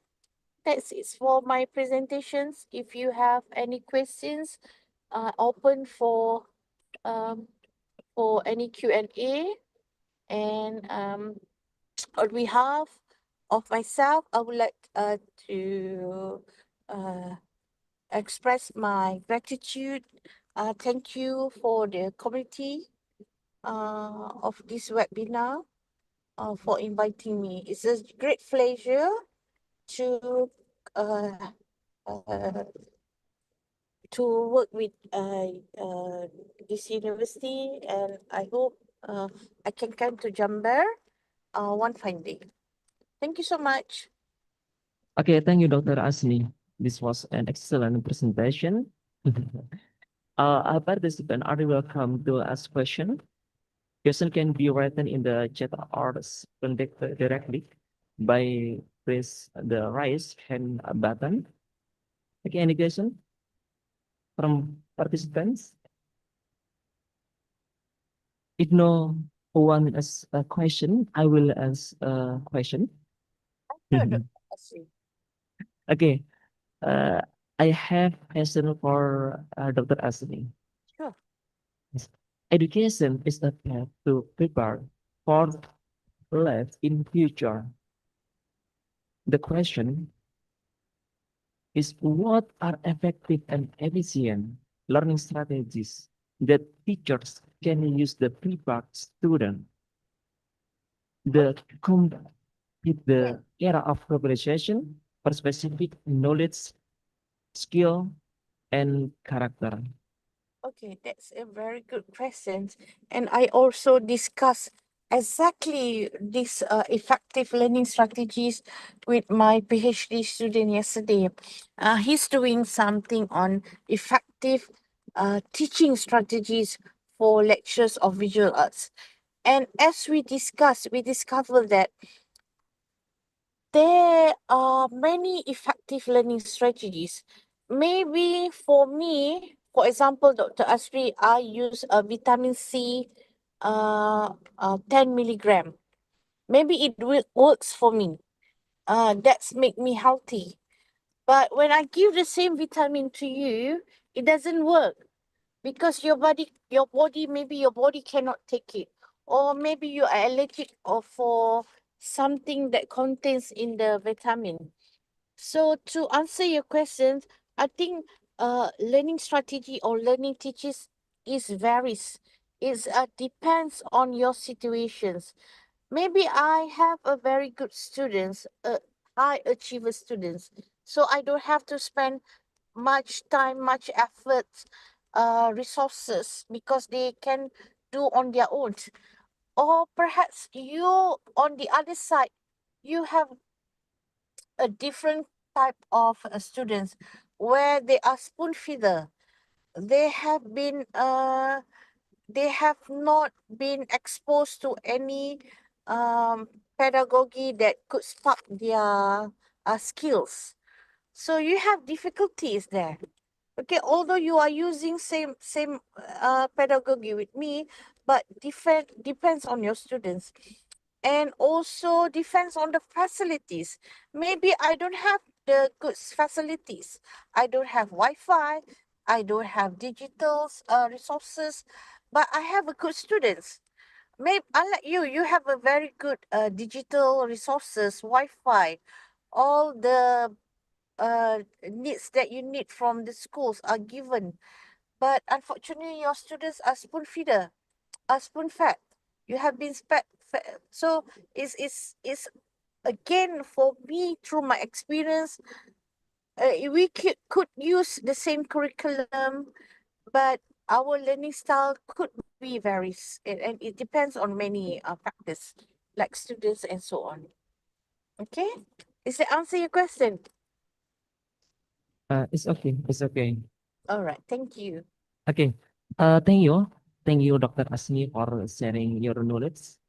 And then I look forward to collaboration with you, Yeah. Asni. We can share some experiences, especially on service learning. Yeah.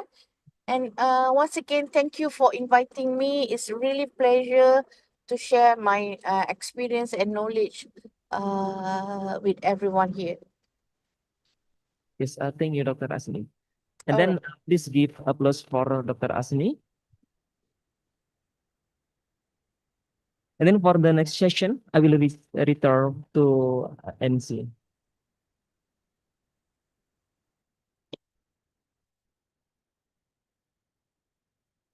Thank you, Dr. Azni Yati Gamarudin, for the valuable insight. And thank you to Mr. Arisinghi Budiarso for guiding the session. With everyone, before we proceed to the second session, please, for all participants to turn on the camera. Ladies and gentlemen, now we proceed to the second keynote session. This session will be moderated by Ms. Nova Sofia Tahmida, MPD, and delivered by Dr. Nurwarsi SAG, MPD. To Ms. Nova Sofia Tahmida, the floor is yours.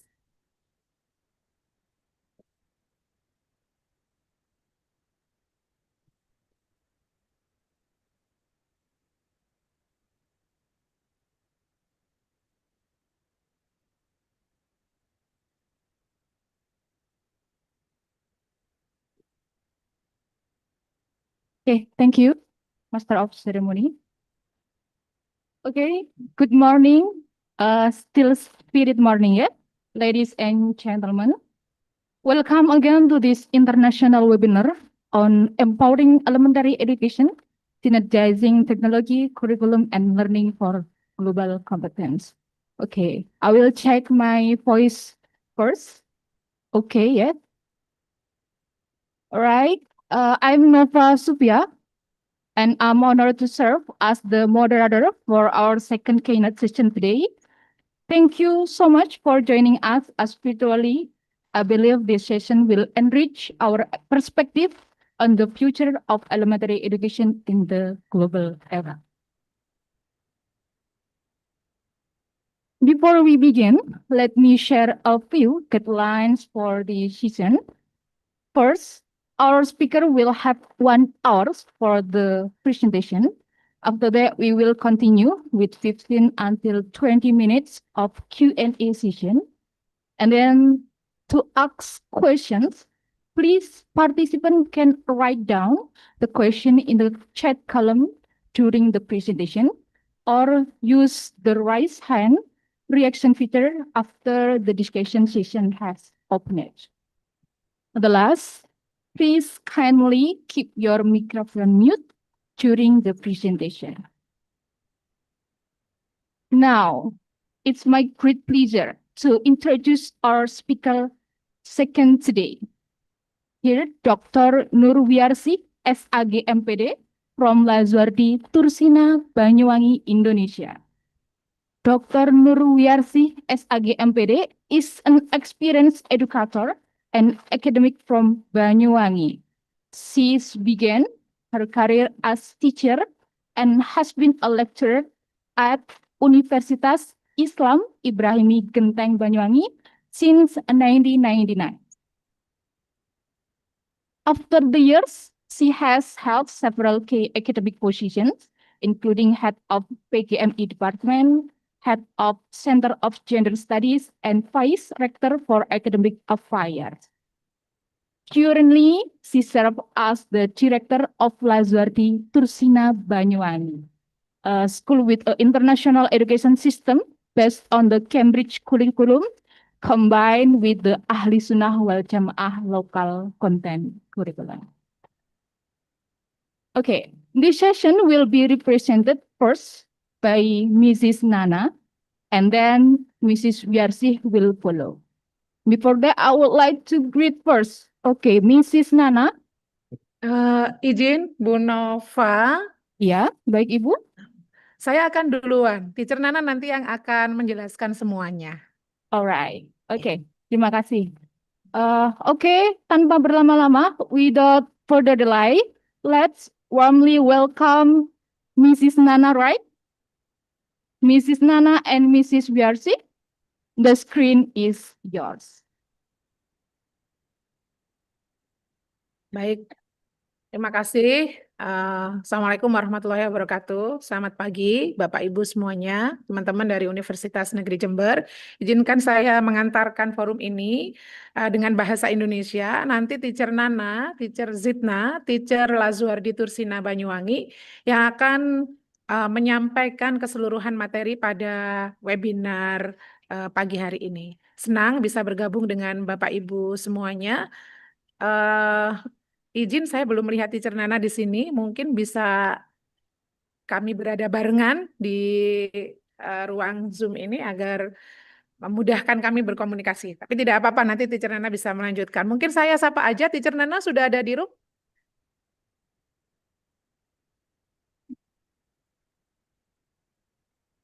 Halo Teacher Nana?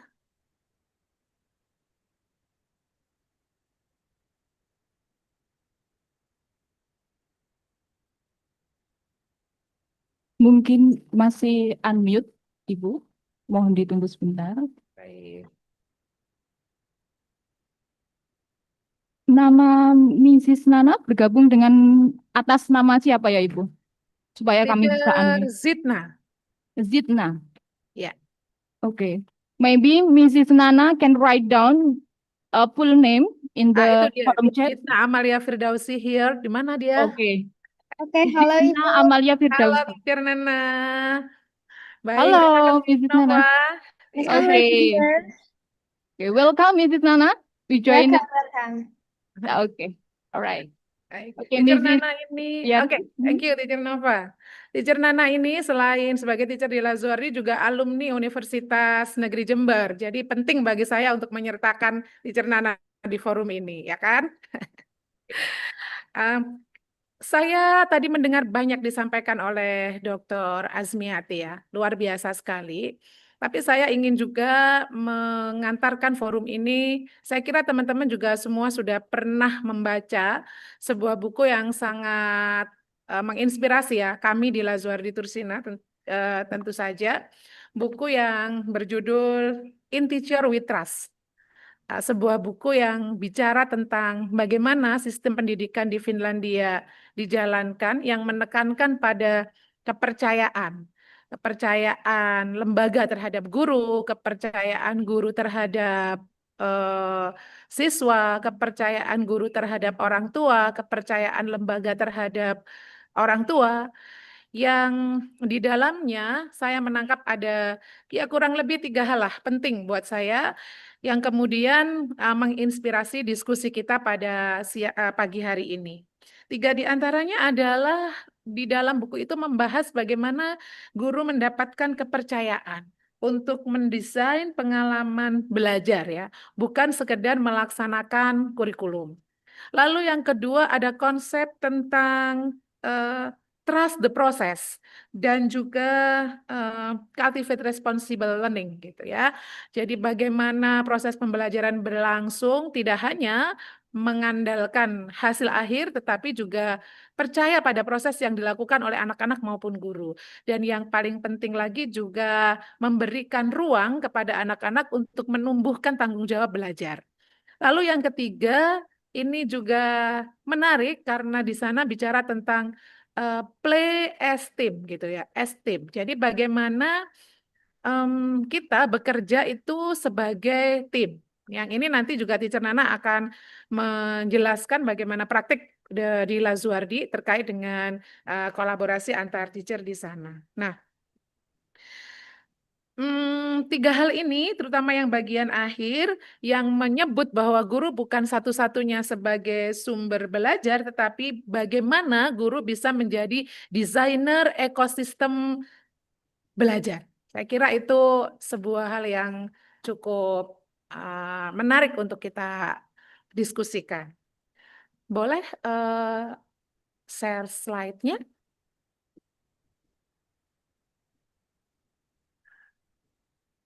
Tadi Ibu Dr. Azmi juga sudah menceritakan, next slide, menceritakan tentang bagaimana perubahan atau tantangan di dunia global ya. Saya kira saya juga sepakat dengan itu bahwa sudah terjadi perubahan di dunia, sadar atau tidak sadar kita. Perubahan itu ada nyata, bukan kecil, bahkan ada banyak perubahan yang terjadi dan itu besar. Baik disebabkan oleh kemajuan teknologi informasi, mungkin juga culture, mungkin juga perubahan sosial, yang itu langsung atau tidak langsung bersinggungan dengan educational practices in our classroom gitu ya. Jadi semua perubahan-perubahan yang ada tadi yang sudah dijelaskan oleh beliau juga soal digitalisasi, soal climate change, artificial intelligence, semuanya bersinggungan dengan praktik pendidikan di ruang-ruang kelas kita. Disadari atau tidak, mau atau tidak gitu.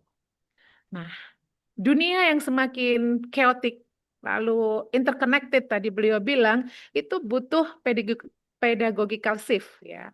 Butuh visi pendidikan yang baru, butuh perubahan peran guru gitu. Belum lagi soal bagaimana menjawab parent expectation atau harapan orang tua dengan ketercapaian kurikulum dan apa yang dibutuhkan oleh anak-anak di real life mereka untuk menyiapkan kehidupan mereka di masa yang akan datang. Saya kira itu adalah 3 hal yang saling berkejaran. Orang tua punya harapan, kurikulum harus diselesaikan, tetapi anak-anak juga punya actual need gitu ya untuk real life mereka, untuk kebutuhan hidup mereka yang nyata yang akan mereka hadapi di masa-masa yang akan datang. Itulah kenapa kemudian visi pendidikan yang baru itu menjadi penting. Visi pendidikan yang baru, next slide, itu mengarah pada holistic learning. Tadi saya dengar juga kita bicara tentang ini, soal kompetensi, soal karakter, dan soal creativity. Nah, 3 hal ini menjadi perhatian bersama gitu terhadap praktek-praktek pendidikan yang berlangsung di Indonesia. Sekolah-sekolah atau lembaga-lembaga yang sudah mengambil posisi sebagai bagian penting dari penyelenggaraan pendidikan di Indonesia, saya kira juga perlu untuk segera meletakkan visi pendidikan yang baru ini, yang mencakup 3 hal tadi gitu, kompetensi, karakter, dan kreativitas. Itu juga nanti akan berujung pada bagaimana lulusan di masa yang akan datang. Saya kira Bapak Ibu, teman-teman mahasiswa yang ada di ruangan ini juga memahami bahwa ke depan nilai akademik atau capaian akademik itu bukan satu-satunya gitu ya. Yang diperlukan untuk anak-anak bisa menjalankan kehidupan ini dengan baik dan bertahan di dalam menghadapi segala perubahan yang ada di dunia. Next slide. Nah, iya, gitu. Jadi ini di sini kita juga menyebutkan seperti itu. Ada persoalan-persoalan lain di luar sekedar capaian nilai akademik. Ada kompleksitas sosial yang kita hadapi, less empati, less nasionalisme, apa namanya lagi ya, kurangnya nilai gotong royong, runtuhnya nilai-nilai yang selama ini kita junjung tinggi. Semuanya itu memerlukan atensi di ruang-ruang kelas kita. Gitu. Jadi apabila kita akan menyelenggarakan atau menjadi bagian dari penyelenggara pendidikan, penting bagi kita untuk memikirkan ini. Bagaimana lembaga ini nanti tidak hanya sekedar menghasilkan lulusan dengan nilai yang tinggi, tetapi juga mempunyai kompetensi-kompetensi lain yang diperlukan untuk menjawab tantangan-tantangan zaman yang tadi sudah disebutkan, dan persoalan-persoalan sosial yang semakin hari datang semakin intens. Kira-kira begitu. Kita perlu mengevaluasi beberapa hal. Dan itu kunci menurut saya. Next slide. Di antaranya yang perlu untuk kita reevaluate adalah educational principles, kemudian educational objective, dan school curriculum. Ibu Dr. Azni tadi saya kira juga menyebutkan hal ini ya, soal kurikulum. Bapak, Ibu, teman-teman mahasiswa semuanya yang kami banggakan dalam forum ini, ada satu kalimat di dalam undang-undang negara kita yang menyebut bahwa bangsa kita ini mempunyai tujuan untuk mencerdaskan kehidupan bangsa. Bagi saya, mencerdaskan kehidupan bangsa itu adalah kalimat ajaib. Dia adalah nilai dasar, sebuah harga mati yang tidak boleh diterjemahkan hanya sekedar penyelenggaraan pendidikan, kemudian nilai-nilai akademik atau hasil berupa nilai akademik. Mencerdaskan kehidupan bangsa tidak ngomong lulusan dengan nilai yang tinggi, tetapi bicara tentang bagaimana membangun peradaban. Dan itu perlu educational prinsip yang mapan. Misalnya trust, kepercayaan dari lembaga pendidikan kepada guru, dari guru kepada siswa, dari guru kepada orang tua, dan begitu juga sebaliknya. Kemudian otonomi. Kita perlu punya ruang untuk mendesain bagaimana proses pembelajaran berlangsung, bagaimana pendidikan diselenggarakan, bagaimana anak-anak diberi ruang untuk ya semaksimal mungkin melejitkan potensi yang mereka miliki dan seterusnya. Kemudian berikutnya adalah soal kolaborasi. Ini tidak bisa lagi kita hindari. Kolaborasi antar guru, kolaborasi dengan orang tua, dan bahkan kolaborasi dengan sumber-sumber belajar yang lain. Yang terakhir tentu saja inovasi. Ini kita tidak boleh jauh-jauh dari. Lalu yang kedua, sesuatu yang akan kita coba untuk reevaluasi adalah soal educational objective.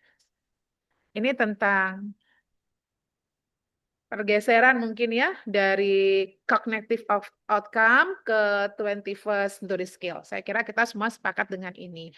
Dan bagian yang paling akhir yang hari ini nanti akan Teacher Nana coba diskusikan dengan teman-teman adalah soal school curriculum. Seringkali kita mendapatkan situasi di mana proses pembelajaran menjadi kaku karena guru hanya menjadi eksekutor dokumen kurikulum. Ini yang ada, ini yang dijalankan, ini yang ada, ini yang dijalankan. Sehingga kelas menjadi mati, tidak hidup, tidak ada ruh, tidak ada warna di dalamnya. Nah, disinilah sekolah harus berani mengambil langkah, merancang kurikulum yang relevan, yang memberi ruang yang cukup untuk anak-anak memperoleh pengetahuan, mengajarkan nilai-nilai juga kepada anak-anak, dan memberikan kepada mereka bekal untuk keterampilan hidup. Bagaimana kita kemudian mampu menyelaraskan antara tujuan pendidikan dengan tujuan hidup manusia. Anak-anak punya tujuan hidup yang lebih, atau setiap manusia punya tujuan hidup yang lebih tinggi ya, yang lebih hakiki gitu. Nah, tujuan pendidikan ini jika mungkin bisa berjalan bersama, diselaraskan antara tujuan pendidikan dan tujuan hidup manusia.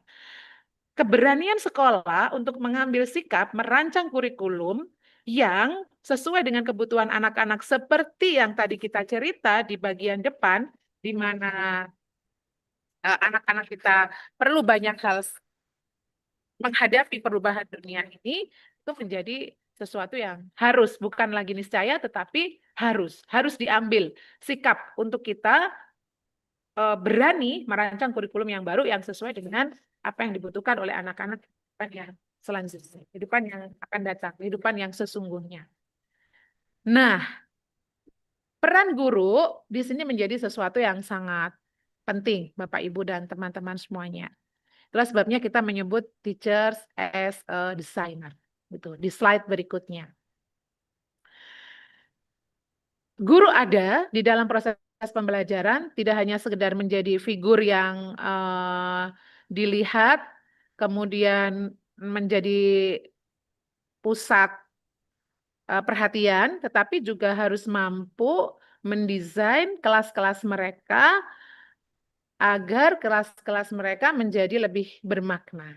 Kira-kira begitu. Apa yang dilakukan di Lazuardi Tursina, nanti Teacher Nana akan bercerita tentang itu. Di slide berikutnya, bagaimana teacher as a designer untuk membuat kelas-kelas masa depan di sekolah-sekolah kita. Dia akan berkolaborasi, menyertakan orang tua di dalamnya, dan nurturing partnership ya, membangun hubungan dengan berbagai macam institusi, dengan sumber-sumber belajar yang ada di sekitar sekolah, memanfaatkan berbagai sumber belajar yang ada di sana, kemudian bagaimana merancang pembelajaran, memasukkan sesuatu yang baru yang kita anggap perlu sebagai bagian dari proses pendidikan, dan bahkan juga mengeliminasi sesuatu yang kita rasa tidak lagi perlu untuk kita sampaikan. Nah, keberanian-keberanian itulah saya kira yang nanti akan menjawab tantangan bagaimana anak-anak bisa memiliki kompetensi-kompetensi yang diperlukan di dunia global. Saya kira itu Bapak Ibu, teman-teman semuanya pengantar dari saya. Selanjutnya narasumber utamanya adalah Teacher Nana ini. Karena beliau yang setiap hari ada di Lazuardi dan beliau juga yang tahu bagaimana praktik-praktik pelaksanaan pembelajaran di Lazuardi. Yang menempatkan guru sebagai pihak yang sangat diberikan kepercayaan oleh sekolah dan memiliki keleluasaan untuk merancang kegiatan pembelajaran yang harapannya adalah bisa membuat kelas-kelas kita menjadi kelas-kelas yang lebih bermakna, lebih hidup, dan sesuai dengan apa yang diperlukan oleh anak-anak menghidupi masa depannya. Saya kira begitu, Bu Nova. Teman-teman selamat berdiskusi bersama Teacher Nana. Teacher Nana, silakan. Okay, thank you, Ibu Nova. Let me. Is my voice clear enough? Okay, I can hear your voice, ma'am. Okay, thank you. First of Okay, all, thanks time is yours. especially to my respectful director in Lazuardi Tursina. Thank you for letting me share our best practice in this webinar. Actually, in this webinar, I will share everything about the best practice that we already done in my school. The honorable speakers, Dr. Azni from Malaya University and Dr. Andes Nuriman, PhD. Hello, Bapak. I'm your students. Actually, when I was university in 2016, and about the biochemist. Really nice to see you again, Bapak. And yeah, as Ibu Nurwiarsi mentioned before that I am one of the teacher in Lazuardi Tursina. Now I am a wakil curriculum in Lazuardi Tursina, so that's why I will show you guys about the best practice in school curriculum. Briefly, about our school, Lazuardi Tursina Banyuwangi. Our school is a private school which applies three different curriculum. There are Cambridge curriculum, National curriculum, and Islamic Foundation curriculum. We also have 3 units, which are kindergarten, elementary school, and junior high school. Before we jump into the best practice, can we next to the slide? Okay, thank you. Okay, Ibu Nurwiarsi already said that teacher as a designer. In this case, we talk about how the way we design the school education for students nowadays. First, the things that we focus is teachers' collaboration. We know that we can do everything alone. We need collaboration between teachers, between the teacher and students, also teacher and parents and teacher and every institution in our surrounding. Having a team teaching help us to give the deep learning and deep understanding for students, because in this case in Lazuardi Tursina we implement the project-based learning and also learning experience design as approachment.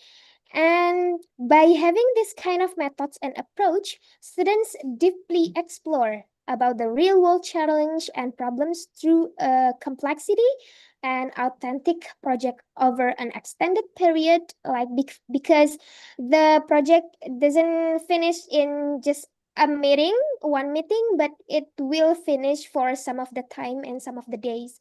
And fostering critical thinking, because students will face the challenge and find the solution between that challenge, and in between they have a collaboration and deeper knowledge about the bit amongst the traditional passive learning.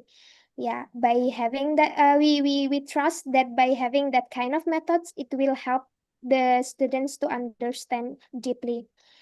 Guys, parents' involvement is also important for us, especially as a teacher, to support the students' development and growth. We focus on the learning processes because parents and teacher take a big role in this kind of activity. The parents' involvement can be include the creating a sportive home engagement, because some of the times students mostly spend the time with the parents and the family at home. And the second one is directly engaging in learning activities like reading and homework sport, because some of the activity can be done at home, not just at school.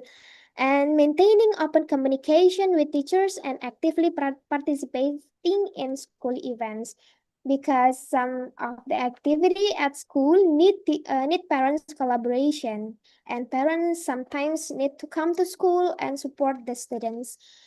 And the third one, we talk about the nurturing partnerships. This happen for the student experience, especially for learning institution and communities as a learning sources. This partnership enhance educational quality by offering real-world learning experience, because we can focus on the experience itself, and promoting social well-being and enabling the exchange of innovating ideas.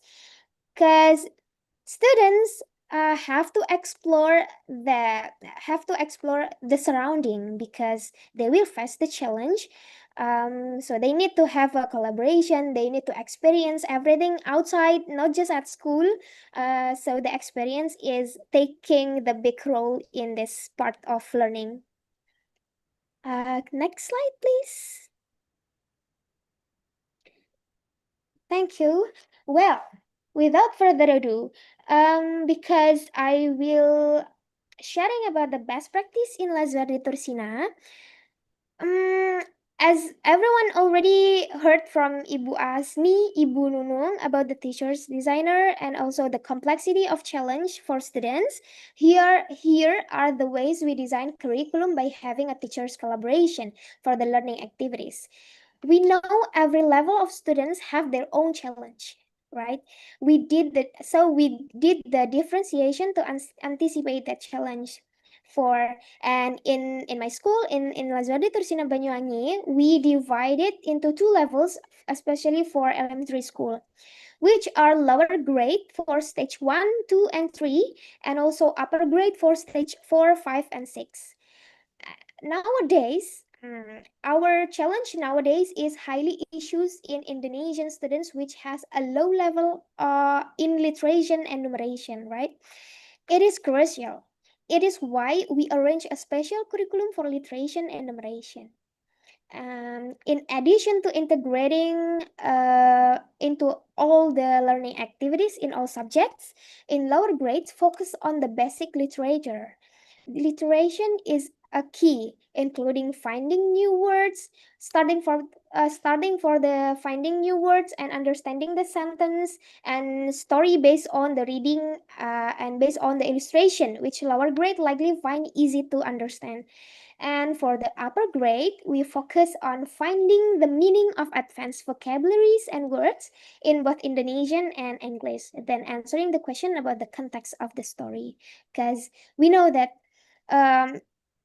until now, there are lots of complexity and problems that comes from the low level of literacy and numeration. So that's why it is crucial for us to have a special curriculum in it. The second one is having a specific library visit. Library visit once in 2 weeks or maybe once in a week to make students familiar with the books, reading books, and love the vibes of books and library in between. Because maybe some of the students doesn't familiar with the book, so that's why they don't have any good skill in literacy. So this is one of the ways that we did for having a familiar with the books, reading books, and library. And so, as I show you here, at the end of the day, for the literacy program, especially in elementary school, we have Tursina Book Yard for 6th grade as a big project, because after having a good skill in literacy, after having a result in imagination, after doing a lot of research, they will publish the Tursina Book Yard. And now the 6th grade in our school is ongoing for building the ideas of Bookyard 7 generations, and it will be published in the end of this academic year for the graduation requirement. And this is the result of literation, imagination, writing, finding moral value, and wrap up within creativity and teamwork, because they will do this in team, so the teamwork is followed, because it is really important for them to have a good collaboration and teamwork. The books is published after having a validation by some people, and also it will be published by ISBN and having ISBN in it. Then, for your information, because we have a junior high school, in the end of the literation practice, we have a paper project. In 9th grade students, we have a paper project for a big project that will be as a requirement for them to graduate from the school. And in this paper project, they will have some of the times to build the idea of something to write scientifically, not just writing, but we have to write in scientifically in a paper project. And it is an honor that one of our lecturers here, our lovely Ibu Zeti Finali, was the panelist in our paper project. It's an honor. Thank you, Ibu Zeti. And yeah, that's a paper project. Let's jump into the next slide. Thank you. Okay, now the next about the curriculum, we also have a health and wellness education center. Health and wellness center. This is the place and what is it? We can say it as a program and place where students can maintain themselves in terms of learning, both physically and mentally. So this program will focus on the learning opportunities that we call as a health and wellness education. We provide a nurse and also the doctor to maintain the screening and health students, because it's really important nowadays. And also we have a psychologist and also counselor to have a counseling and maintaining student wellness. We know that not only academically but also physically and mentally for student is quite important. And then about the teaching and learning activity, we likely use a project-based learning, as I told you before, and also learning experience design. Project-based learning, or PBL, that we mentioned is about the main course instead of the dessert. everyone, that dessert and main course is different. Project-based learning is not talking about the product itself. It's talking about the complexity of problems that they face. Like it means we start with the contextual problem from the beginning until the idea of the product that students over and will be ready for shown in public.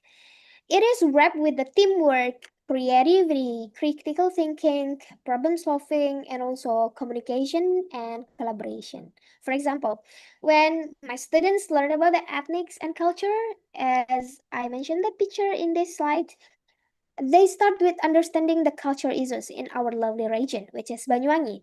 We take a good research and information about the ethnics in Banyuwangi and culture in Banyuwangi, then having a deep literation and ending with what they should do to preserve that nature. Anyway, sorry if there is another sound because my school is already on the maintenance. So, let me continue. In between, they experience directly as a citizens that are proud to be part of ethnic and cultures. And we don't memorize the lesson anymore. Teachers don't teach just from one way. Teachers will be the facilitator, and students will find the challenge and find the problems and find the solution by themselves. They don't memorize the lesson anymore, but have a deep learning and deep understanding by taking roles in it, practices and actions. Next slide, please. Okay, the second one, when we talk about the parents' involvement. Our school believes that parents are our best partner to help students grow and develop, both academically and socially. By involving parents to every part of students' milestone, making it easier for us to provide intervention for students. We at the prior academic year, we have the conference that will be conclude 3 ways between teachers, students, and also parents. We called it as a 3-way conference, as a 3-way communication and discussion. And in this conference, we talk about students' target for a semester. Both student and parents have feel free to express their opinion, and also they will have a listen each other and also understand each other. And then in the end of the conference, they will have a good commitment to support the students' target for a semester to go. And at the in between, we also have a parent and teacher meeting and individual session if it is needed for students' growth and development. This is the change. This is the change for for parents. Also, teachers have discussion about the students. And in the end of the semester, this is the time for having a students progress report, but the students will share the progress report by themselves, and we called it as a student-led conference or SLC. This is the time where students explain and having a responsibility with the progress report that they already done in a semester, and it will be done between 3 ways, like a 3-way conference that I mentioned before, both students, parents, and also teachers. And in the end, they will have a good reflection for the students' target and also reflection for the students' learning behavior. Next slide, please. Actually, we still have lots of time, but this is the last of my slides. Last but not least, our school has to maintain and nurture the partnership within the institution, communities, authorities, also the private corporations. in terms of student learning experience, we need all collaboration. We have to nurture that partnership. For example, when my students want to have a deep understanding and learning about the public and policy, they will learn with the authorities. They will go to that place. They will have a activity inside. They will understand and reflect what they learn about the public and policy. When students want to learn about the living things, especially for the lower grade, they will go, or they can go to the garden, farm, mini zoo, and others. When our students want to expertise themselves in producing ecoprint, as I show you the picture in it, we ask the expert to come to our school and practice ecoprint. So they will learn by the expert. They will learn.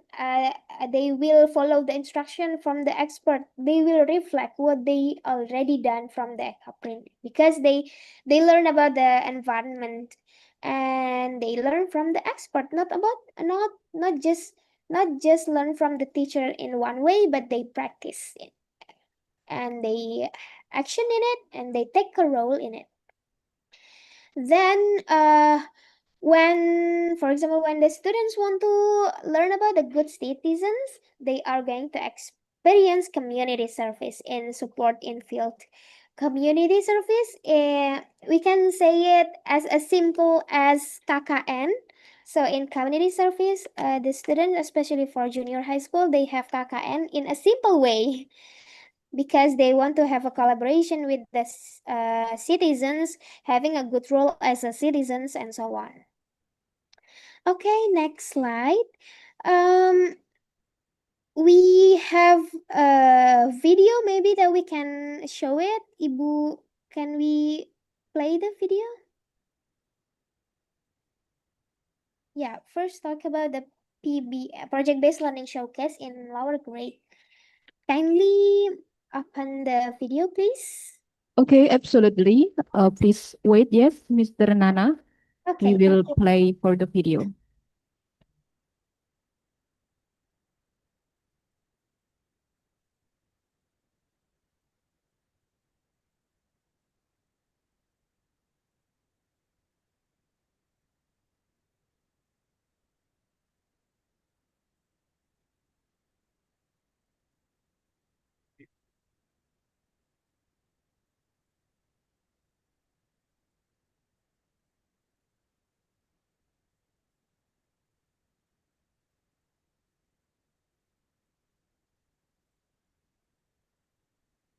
Or maybe can I share by my own? Okay. Okay, then.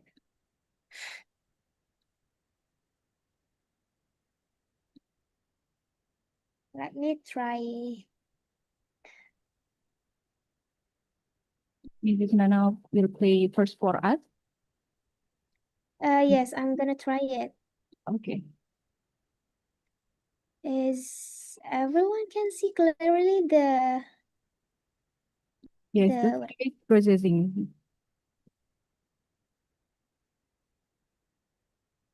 okay. Mhm.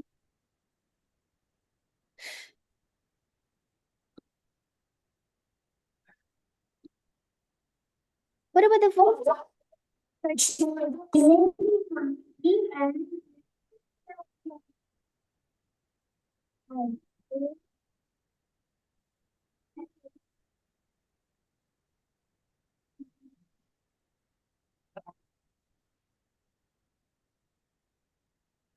Okay. Do everyone can hear the voice of my video? The sound of my video, sorry. We cannot hear the voice. Maybe just a picture and then a video without audio. Oh, we got without the audio. Okay. Maybe Okay. once again. Okay, that's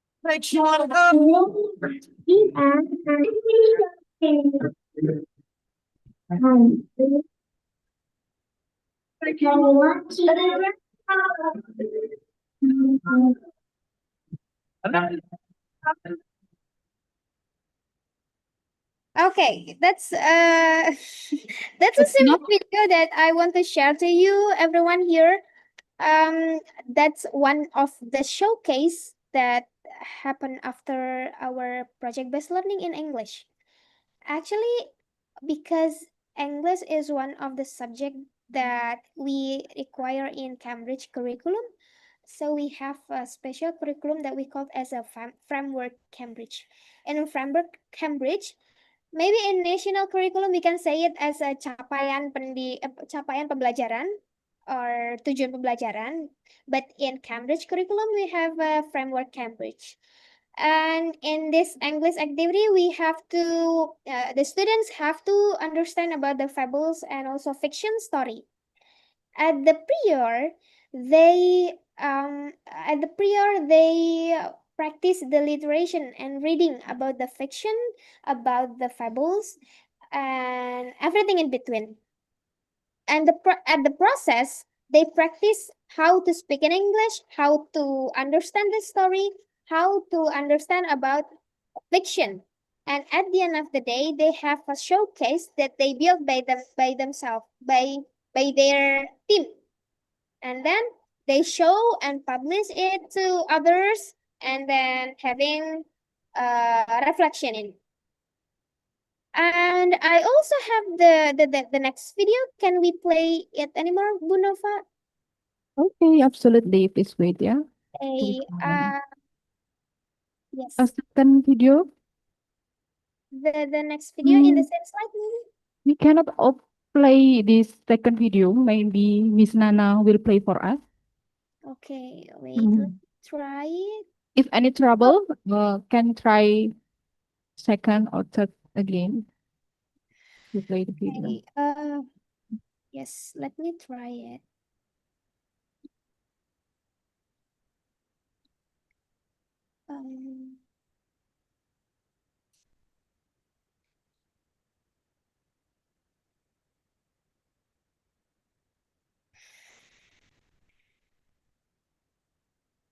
Okay, for waiting the Mrs. Nana to play the second video, dear participant, you guys can write down the question in the column chat or use the raise hand reaction feature after the discussion have opened. Okay, Miss Nana? Yes, the video already? I already have the new access, maybe. Maybe the video can be watched, can be seen. Okay. It's okay, maybe can just describe the content of the video. Oh, yes. The next video is talking about the project-based learning activity in science. We actually learn about the sound, but teachers as a facilitator facilitate them to learn about the sound by giving a chance for them to have research and practice in it. Not only teach in one way, but they have to practice in the end of the day. And also maybe the next video, Ibu Nova, about the paper project on the next slide. The next slide.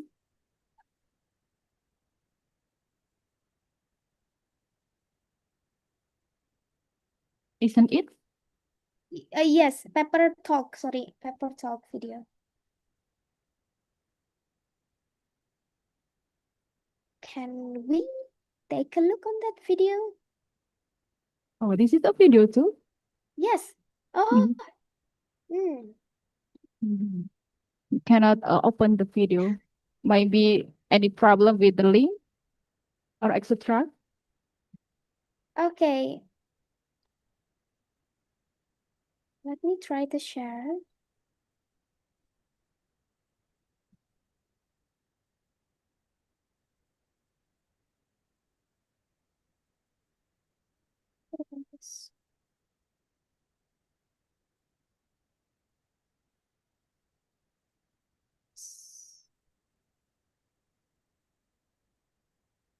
Okay, so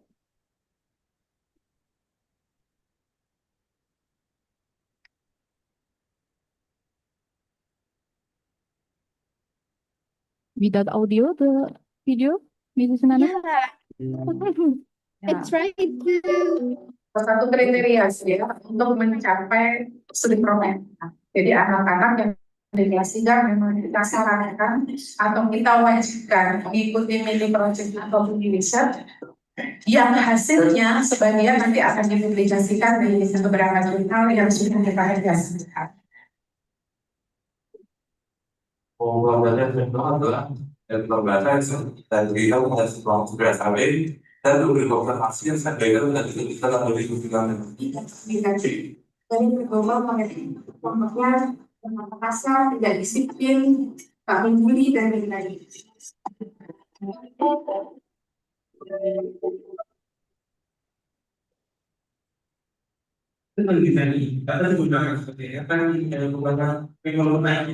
Dari tanah, daerah, air yang tercemar, dan di makanan juga. Dan terbukti besar bersama sekali sama dindingnya di sini.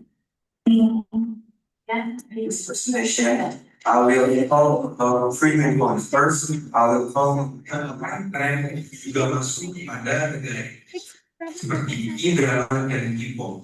Dan itu membuat para penggemar di Indonesia semakin meningkat, khususnya para dan rasanya di global teknologi tidak boleh menghilangkan budaya luar tapi harus memfilter.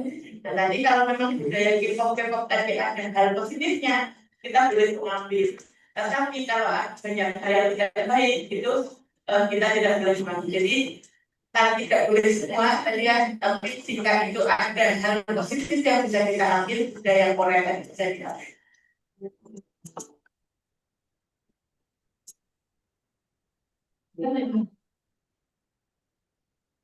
Dan jangan lalu untuk didengarkan, berdiskusi, memberikan dukungan saat mereka membutuhkannya.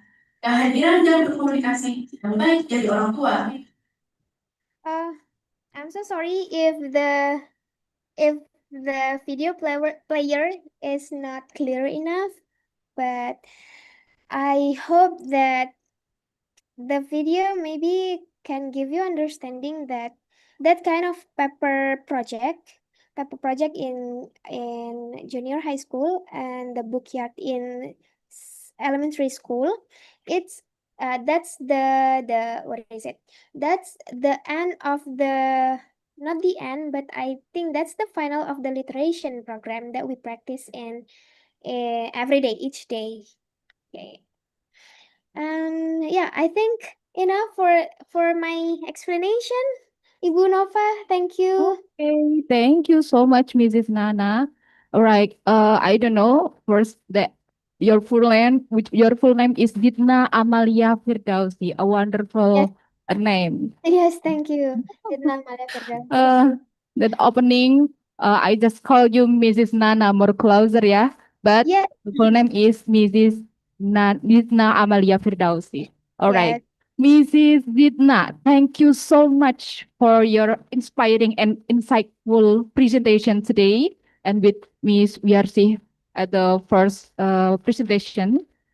Today's topic is teachers as designer. Yes, Mrs. Yes. Yes, is it? Topik hari ini, para partisipan, bahwa guru adalah desainer, desain, gitu ya.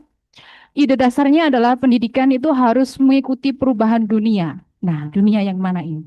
Dunia yang tadi berkali-kali Bu Nana menjelaskan tentang new global about literasi and numerasi, like problem-based learning or learning experience like that. Teachers are expected to design learning that will 21st century skills like critical thinking and then creativity, collaboration, and communication. Perubahan ini juga membutuhkan kerjasama, right, yang kuat antara guru, teacher, and then parents, orang tua, and community, komunitas. So, a good example, especially in Lazuardi Tursina Banyuwangi, so wonderful school, and then with a Cambridge. May I explain three underline about the special school that they combine three curriculum Cambridge curriculum, and the national curriculum and Islamic curriculum. Okay, Mrs. Nana, explain about the good example of the school, how the school schedule like literacy 10 and then apply project-based learning. And the important one is involving parent in student activities. In short, singkatnya adalah guru is not only knowledge givers. Jadi guru tidak hanya pihak yang memberi pengetahuan, but designers of meaningful learning for the future. Jadi guru juga memiliki porsi untuk mengembangkan, menjadi desainer dalam pembelajaran di masa yang akan datang. Oke, thank you so much, Mrs. Zidna. Okay, ladies and gentlemen, dear participant, now let's open the discussion today. Oh, I will check first. There is a million or a billion. Oh, there is raise hand for Mrs. Maulila. Okay. Mrs. Maulila? Mailula. Okay. I'm so sorry. Mrs. Maulula? Okay, good afternoon, everyone. Okay, good morning. Okay, it's a pleasure to be here with you in this international webinar. Thank you for the opportunity. I am Mailula Alifauzia. Okay, may I ask Miss Nana or Miss Nur something about priority? Okay, in preparing students for global competence like Dr. Azni in previous session said that what kind of learner in 2035 we want to see like? Is it problem solver, scientist, someone that good leadership, or etc.? Talking about curriculum, may I ask Miss Nana, what part of the curriculum should be prioritized, especially at the elementary level? And why that one is being prioritized? Or maybe it has been implemented or chosen in Lazuardi Tursina. Thank you. Okay, thank you so much for the questions. And then Mrs. Nana, the question is clear? Yeah? Okay, please kindly I hand over to Mrs. Nana for the answer. Okay.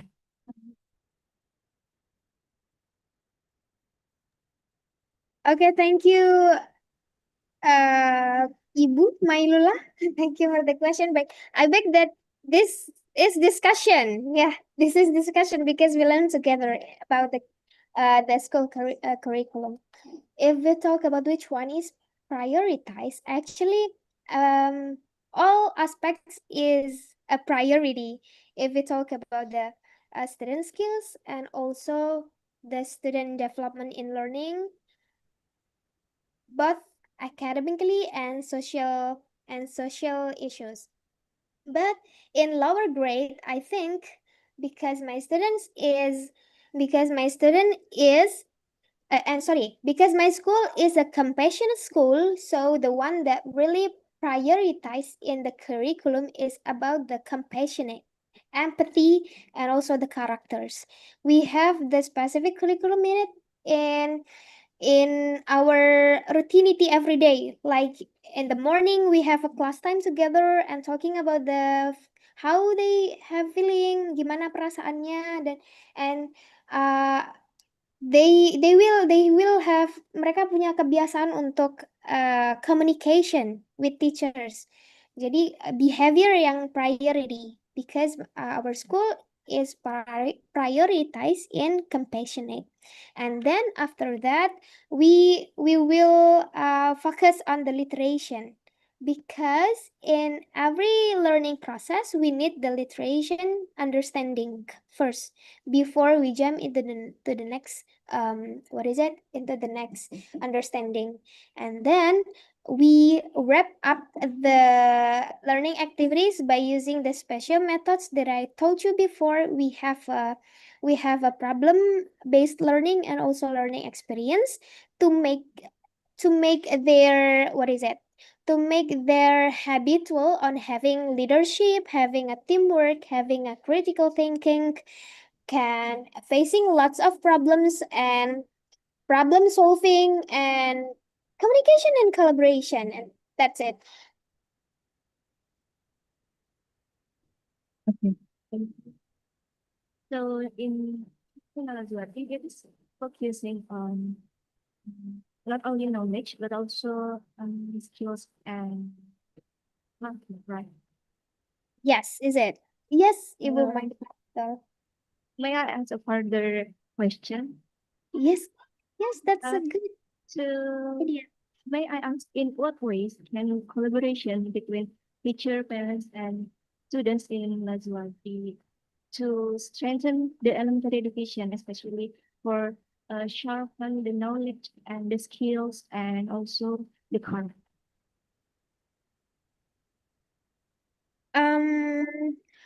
Do Ibu Mailula talking about the what activities that we do between the students, teachers, and parents? I talk about ways that collaborate, in what ways that collaboration can do in Lazuardi between teachers, student, and parents that can strengthen the knowledge, the skills, and the character. Yes, thank you. In my understanding, in my school, not only learn about the knowledge in terms of the framework or the learning goals, we also have a habitual in having a good behavior, and then in practicing this not only at school but at home, we have to teacher have to maintain that kind of habitual at home. And by having a like make sure to the parents that the students also did that kind of activity at home. We also give them a home project on home learning activity like reading or maybe having memorizing Al-Quran, or maybe also learning about the some subject. Actually, we don't have a homework. Di sekolah kita tidak punya PR, but we have a home project. Kita punya home project to prepare themselves before learning activity at school, or maybe to support the understanding they will learn about something at home, not only ngerjain PR but also they learn and prepare for the learning activities that they will do at school. Is it clear enough, Ibu? That's a very good insight for me. Thank you, Ms. Gudni. Thank you so much. Okay, thank you so much, Miss Mailullah and Miss Zidnya, for the conversation that will give us insight and inspiring by the question and answer. Okay, maybe Miss Nana, that's enough to this session today. I will say thank you so much once again, and then please bring that thank you for the Mrs. DRC for today, for the wandering session and for answering the questions. The empowering elementary education standardizing. The standardizing is underrun by not at school but at home with a parents. There are any actions there. And then technology, curriculum, and learning for global competence today. Wow, so wonderful and then inspiring. Thank you so much, Mrs. Nana. And dear participants, thank you for your active engagement. Let us give our warmest appreciate to our second keynote speaker today, Mrs. Zidna Amalia Firdausi, by react maybe like this. Can react. Okay, thank you so much, Mrs. Zidna Amalia Firdausi. I hope we can meet again with another event or maybe another webinar. Okay. And then we will now continue with the next agenda. Please stay with us and enjoy the rest of the webinar. Thank you.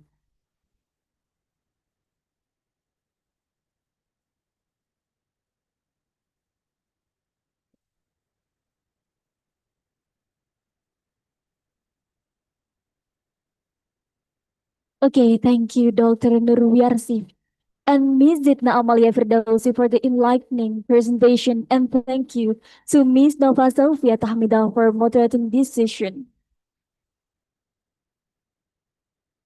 Now, we are going to continue with session 3 of our international webinar. In this session, we will listen to another inspiring presentation that will enrich our insights and broaden our perspective. Let us begin session 3. We will now continue with the third keynote session. This session will be moderated by Mr. Ricky Julius Christian SPD and delivered by Dr. Andes Nuriman, PhD.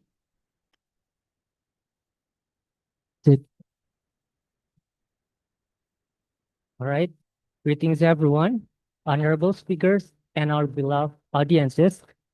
I hope everyone is doing great today. And we would love to warmly welcome all of you at our insightful international webinar organized by Elementary Education Study Program at the University of Edinburgh. Well, let me introduce myself. My name is Ricky Luis Christian, and I'll be moderating this wonderful webinar today. And we will be discussing very timely and important topic, which is empowering education, empowering elementary education, synergizing technology, curriculum, and learning for the global competency. Well, I'm thrilled to introduce our distinguished speaker, Dr. Andes Nuriman. But before we start, I would like to remind you, please do not interrupt the speaker, especially during the speaking time.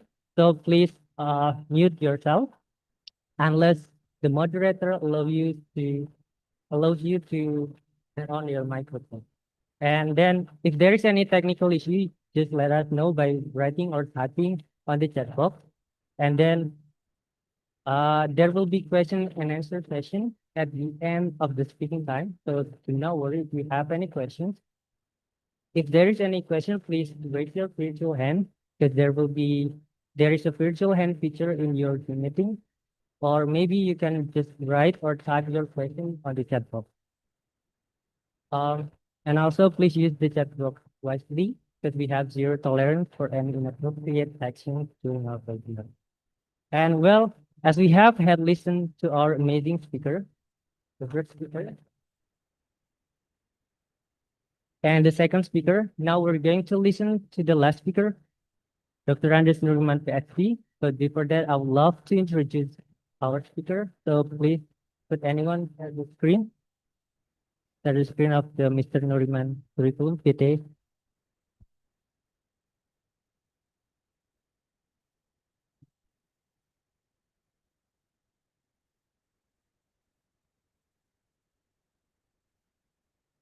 Please.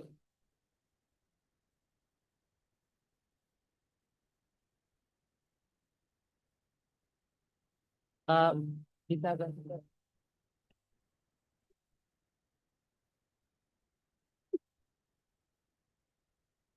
all right.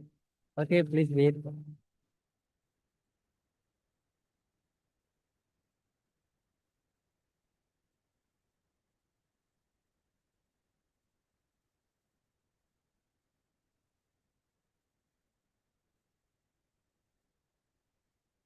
Okay, there you go.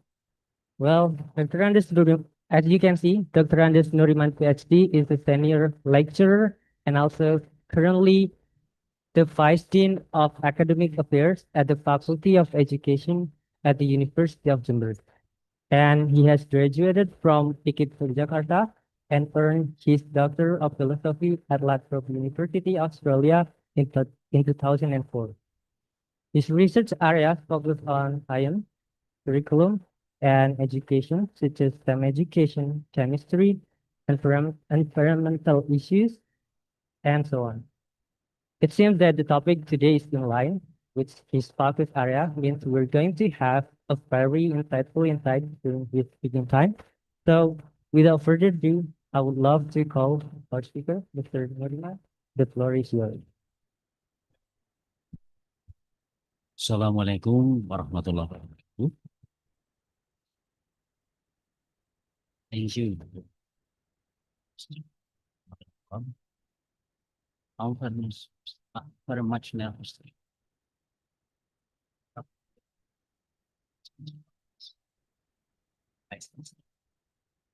I just want to start.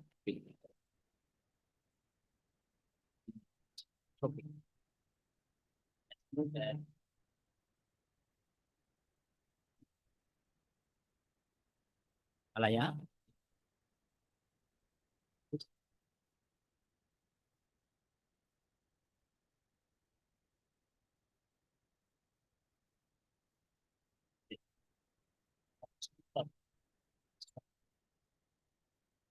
Next short topic has been previously. I would like to let you know that it is already released. And thus, I can predict the next. But I hope I will try to talk a little bit different point of view.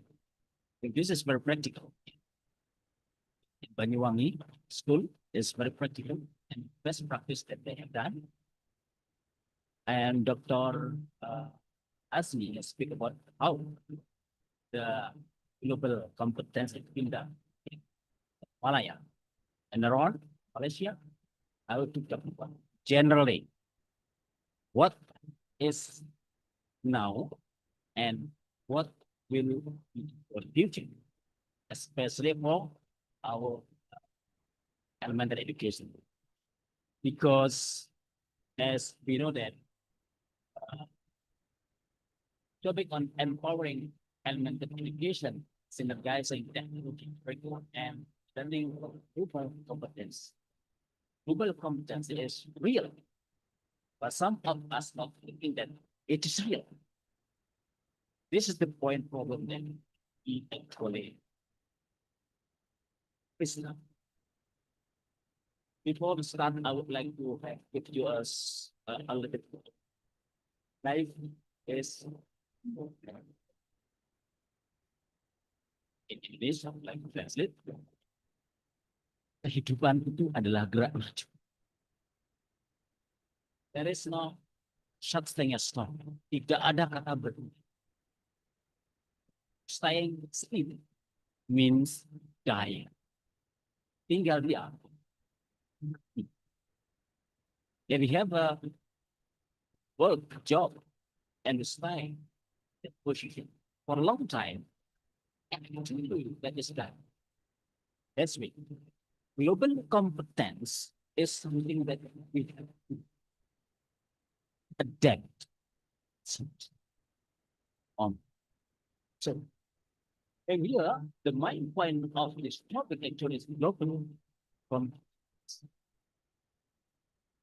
What now and how teaching, especially for graduates, all graduates and the elements of education. We are entering the era of globalization.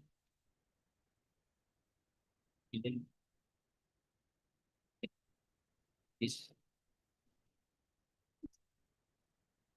competence is also becoming global, not only local. In our Indonesia, but globally, the competence need to be updated, adjust the situation. As for globalization, which is the point that actually we understand the situation, then it is fast. And what we have to the next. We have to know what to do in this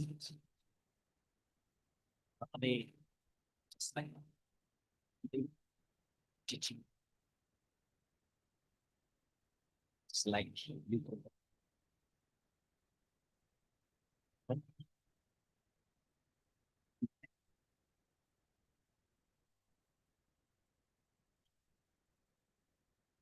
just like doing something very useful. Right? How we get our vision as a people for this. Promote transportation and their innovation to adapt to global community in globalization. This is my plan. I assume that all of you as the host will be up to date and in educational institution, you will work as a teacher in globalization. At the moment, no one can stand. No institution can stand. Look, we need connectedness as a keyword, as I said in morning in this morning. The keyword of globalization, that keyword of depth and independence. There are two words that become a key of globalization. And interdependence. Now, that we have seen on the picture.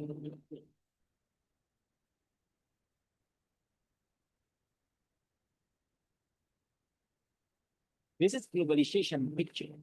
We can imagine this picture. What happened in this situation? There are a lot of errors on this picture. And we see that there are people discussing something. There are a lot of factors. There are a lot of institutions. There are a lot of transportation tools. There are a lot of connect each other. This will be. There is no institution. Anyone can stand alone in this.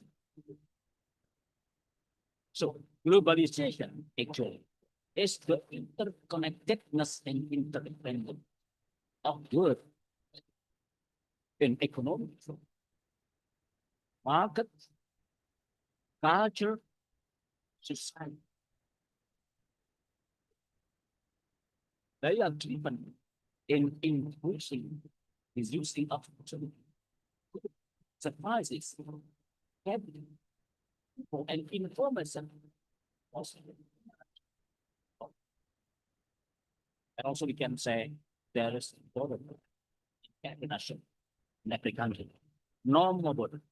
So borderless. This process will up by investment in technology and transportation. Creates good opportunities such as economic growth and access to a wider variety of goods. Challenge, including job creation by the technology. They said that a lot of new jobs will come when technology being used, but unfortunately, in reality, because if job loss because decreasing by the technology, a lot of people will lose by the job. And it is a social problem, economic problem, society's problem, as I said. Globalization era impact. Based on this background, I think it is very important as the topic, and thank you very much for the organizers as choose the best topic today, global competence. Global competence need to be run in curriculum, to be conducted, integrated in teaching and learning. And also our mindset is to be updated into the era. Next, please. This is something like that. Next slide, please. We can see here interconnected and interdependence become the key. Globalization with markets, successful, supported by the technology. Right? Only supported by the life in globalization. Technology. It is very fast.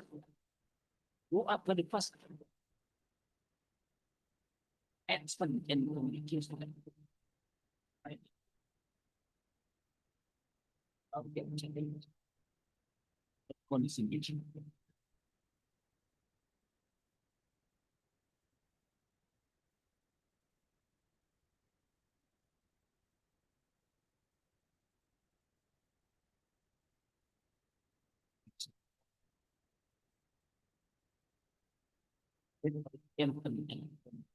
Like the internet and mobile facilitating instant global and information exchange, breaking down barriers. That has been something that we have all where will be.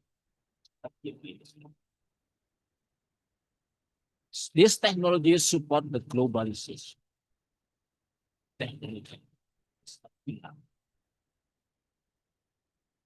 Global contents need being upgraded, being upgraded by technology. Teaching and learning need using current technology. If you think about the current technology, that not even using. That will be the ambition because this artificial intelligence. This technology support a lot in our in past our position. And second one is transportation. Second one is innovation in content shipping. See, bring up and moving good cars. What we see. Increasing income. This is impact of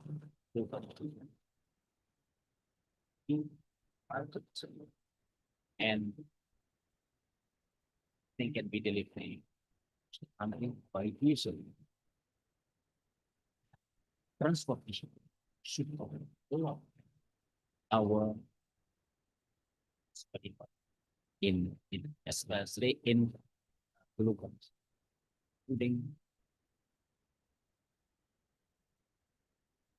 Number three are trade policies. Free trade agreement in our and the removal of trade barrier like tariff encourage the movement of product and supplies. The strong countries become strong. Weak countries become weak because of this agreement. And we take benefit of this as of course because the big country like country like Russia and a lot of benefit of it. How about Indonesia?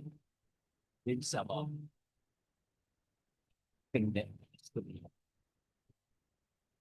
because we are in the middle. Number five is investment.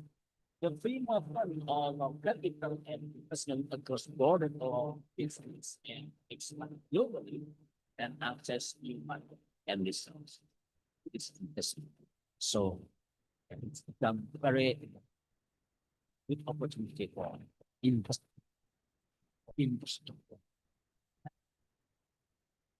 for the people doing business with a lot of it.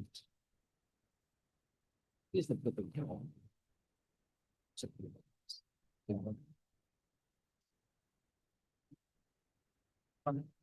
Around the world.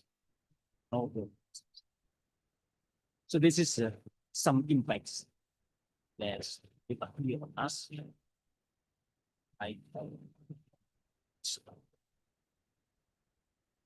And then next one, we talk about the impact of this economic impact. Increased access to new markets and lower production costs can lead to economic. That is good.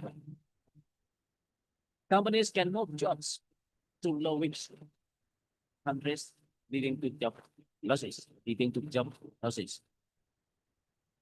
Downward pressure and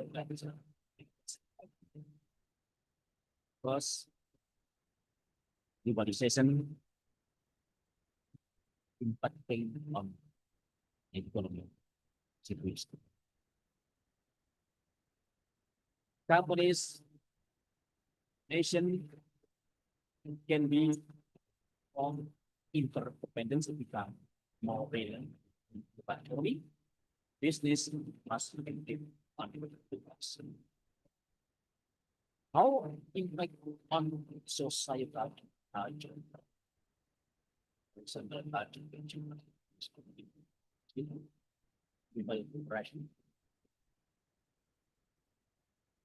and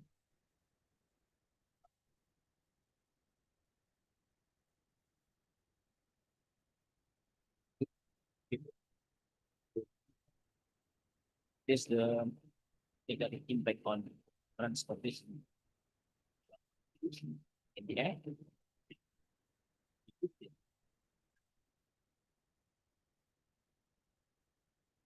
Yes. Those are the three things, at least the impact of now. How the impact on education? How the impact on education?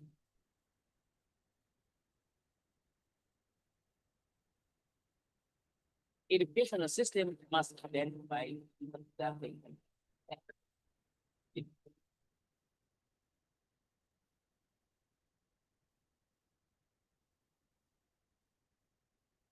and entry.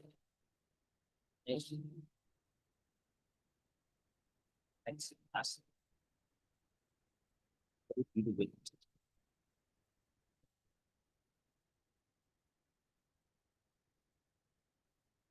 Right? No. It is the problem. Because sometimes we're not thinking that globalization era is ongoing. Oh, in Jember just keep silent. Nothing happened. Everything being better of time. Nothing extreme happening here. Yeah, in Jember. Was better of the next one. Next slide, please. Next slide. One. Next one.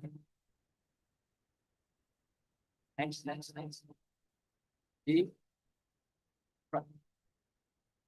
Stop. Next one, please. Next. Next again. This is I like. Be careful. If we do think about globalization, that it is actually okay. So we just like a clock in the sun. The meaning of like a clock in the sun is someone who is never minded, short sight, and as this like someone who refuses to see or understand things outside them. Thus, feeling that their narrow environment is everything. Like a frog who animals in parts and insect. So maybe some of us like me, just feeling like it. Because nothing extreme happened in our unit process. But when some institution running the winner of rank, just we know what number is the difference they will. Maybe be a little bit aware that this of rank or number in around the world, we are always the biggest rank. That's the problem. Back to the previous next slide, previous slide. Please.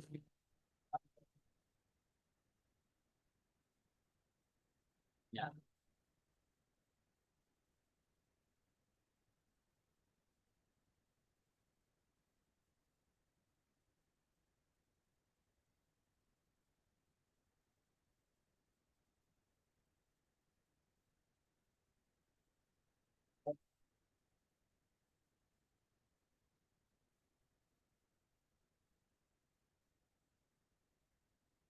Here it is. What is global competence actually? Global competence in education is the ability to understand, and then action. Who on local or global? Local can become global.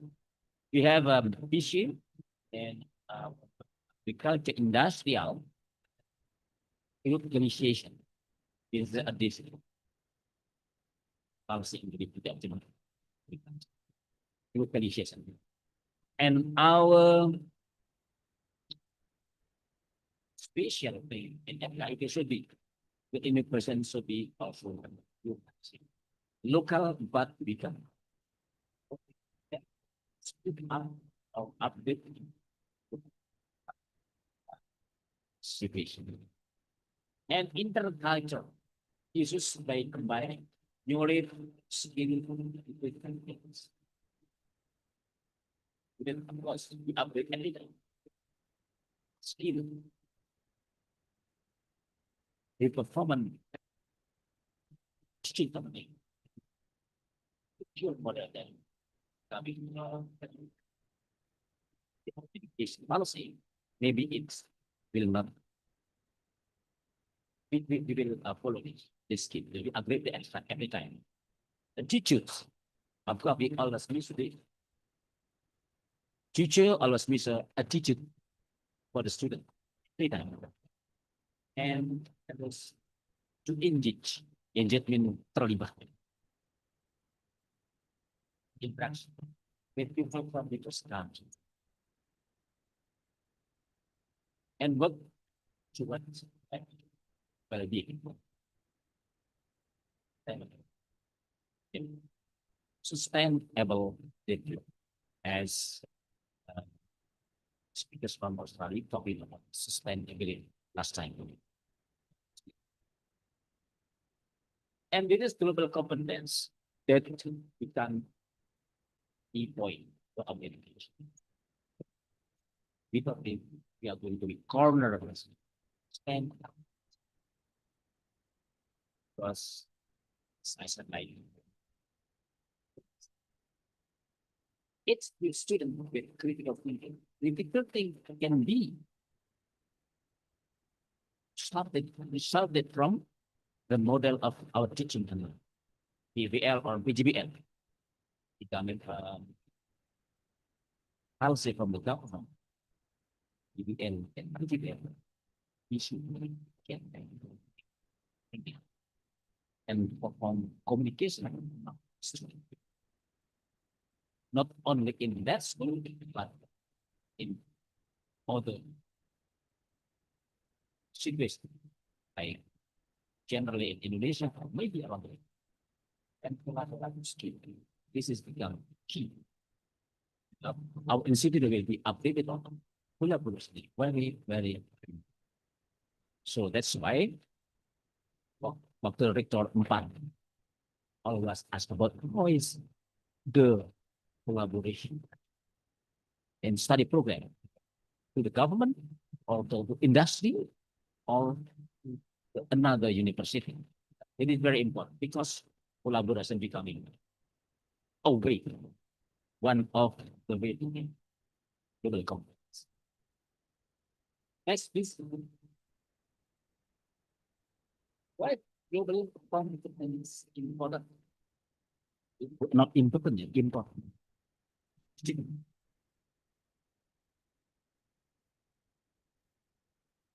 First, because we can navigate and interconnected with this explanation of the next list. Next time. It's today's globalized society. Individual need to understand and navigate English at least become our second language, not foreign language. Because English is our country's foreign language. Like Malaysia is second language. India second language. Singapore maybe first language. Office is Indonesia. Because of that, that's why it's English is the as I said previously, that I have been in Australia for 5 years, but I never feel that my English almost trouble when I want to speak. And that's why, because in our situation, our communication daily communication always using English, Indonesian, English, or our mind always translate Indonesian to English. When we have to try to translate English into English, is like I'm feeling. That's a global challenge. Space and effective communication and group collaboration. As I said before, preparing for the future. It is very important. Global competence is seen as a crucial skill for success in the person, both personally or professionally. If we don't think what have we had to do for global competence, that will our future is.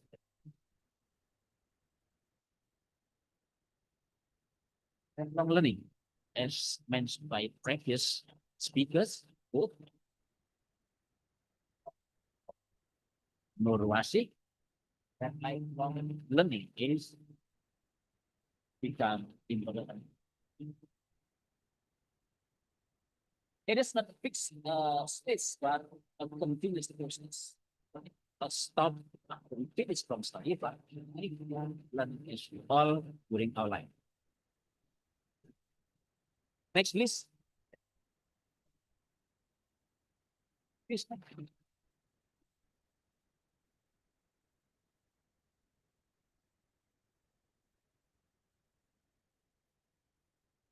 All domain of global communication. It was rather difficult to understand this, but just you need to roughly because there is a power domain global component. First, I think is similar in our UNESCO pillars of education. Similar with in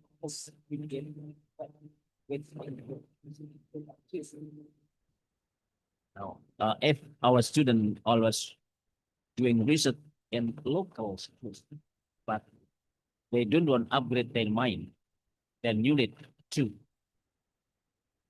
global issues. It's a sign that you will be trouble with global. So for the student who doing research for their last job, last task. Listen, translate directly, last task. They have to think about global because I always find that they have a topic like their favorite among the students, like and more mathematics. It's very difficult to we use in teaching. And material listening. We use silently. Have to think about how our student can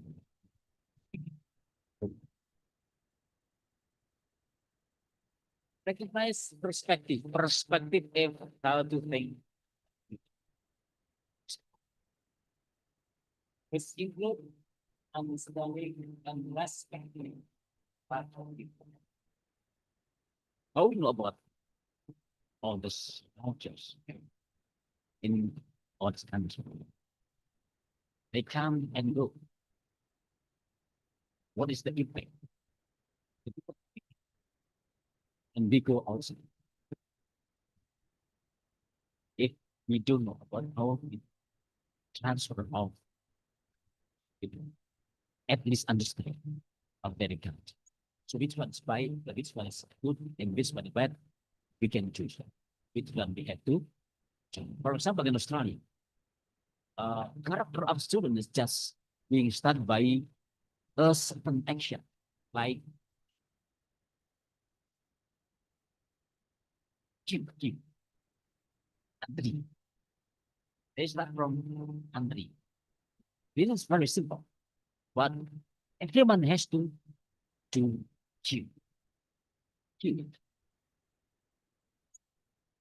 It's very simple for student. They have to shape the character of the student or society or citizenship. How to make they understand about law, the way about law. They start from on what the impact is broken in all countries. So become very the next one is communicate ideas, which will effectively sharing ideas. I saw the student in Australia when they have examination, but the lectures not in front of them. They do by this. Chat each other in doing examination. When they ask some of students, why the teacher's not here?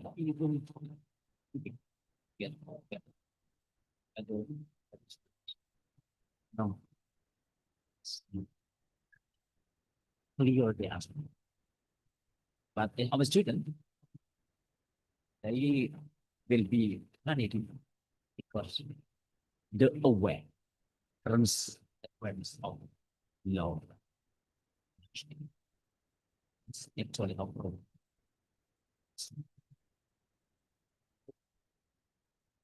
No. Take action. What's the thing by doing? What's the thing to make if we have a specification like study program, elementary school study program, Faculty of Education, University of Jember, very famous with a certain age, certain character. Example, they very very good in interpreting and implementing. If you want to talk and you want to see how the implementation of program testing, see Faculty of Education aspirate for study and the school.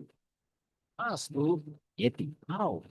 Is it something that we can upgrade to be?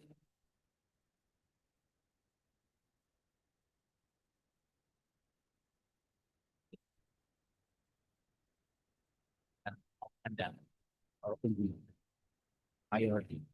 So everyone know about the Faculty of Education as well as study program and as well by that.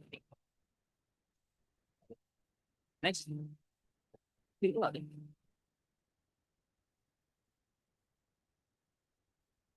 thank you. That's the rest of our book.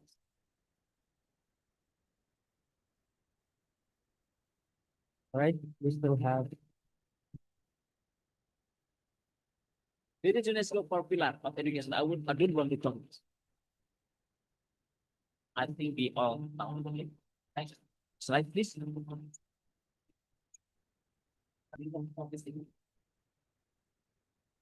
Globalization impact.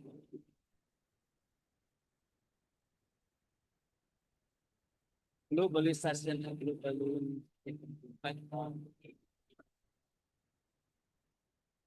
our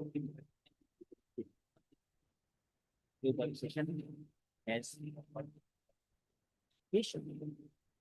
increasing global access to resources and equal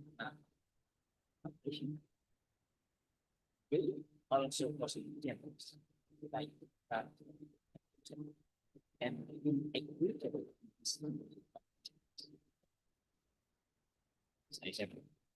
You have to say that strong become strong, but the weak become the weak.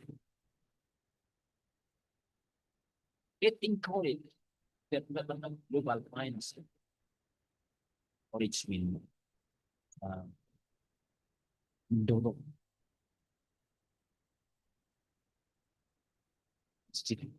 apa dibikin ya plus ada kompetensi and skill will fostering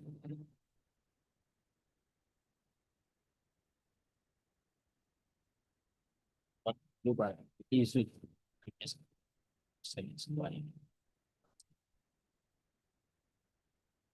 education system must adapt by integrating technology.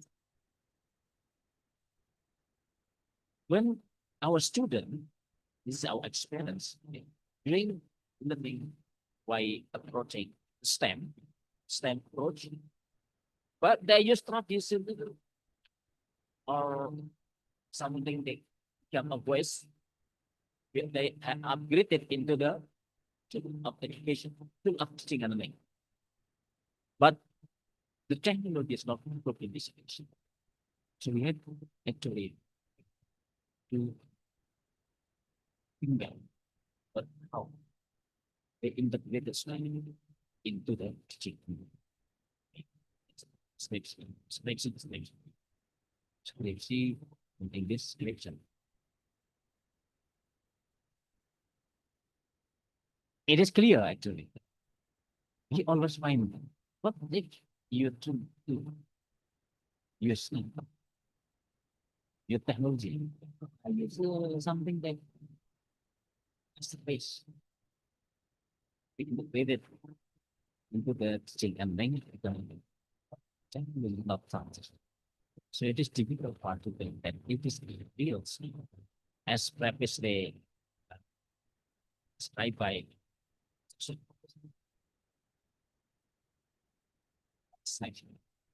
that STEM is sustainability.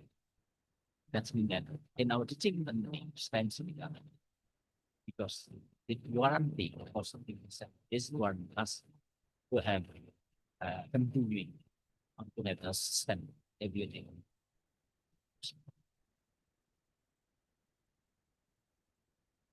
Next, please. Now, this one will just all of this. Second guessing technology and curriculum and this topic I just started. How do synergize and make competence test digital platform of that exercise test educational.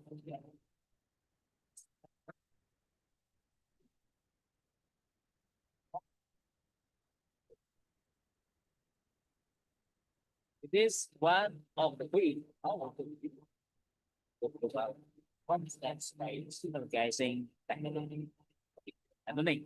The second one, fostering collaboration across culture, across we have program for Pancasila student.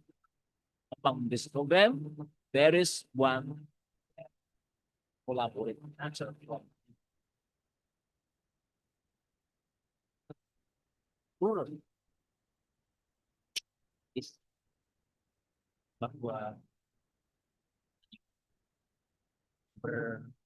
Yogyakarta is mixed together become local history. Because that local in the country is well. But how about running around the world? You know about what is the culture of how is they doing life in United States or Russia or England or Netherlands or something else. And then, it is still difficult for us to talk about it in first week. It is our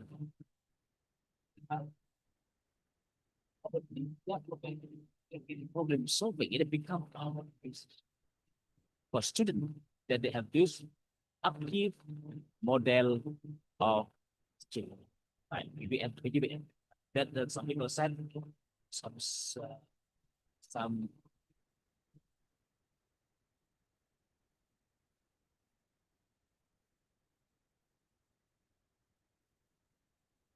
expert. Some experts this model become one of the pillar to prevent critical thinking, problem solving. And then the most point that we have to check is how important actually this model teaching in fact in real situation. Because sometimes in the NPS they said PPM, but in fact about for promoting personalized and active learning of what he already done for us. Quickly. So that means that we are among the citizens of if we are picturing the world just like a village in one with a lot of culture, a lot of people that they are sent together, that connected each other and communicate each other, and they become global. That's picturing sensitive. That's we are one of man the citizens of the world. It's global. Next one, please. Access global information and what we need in here.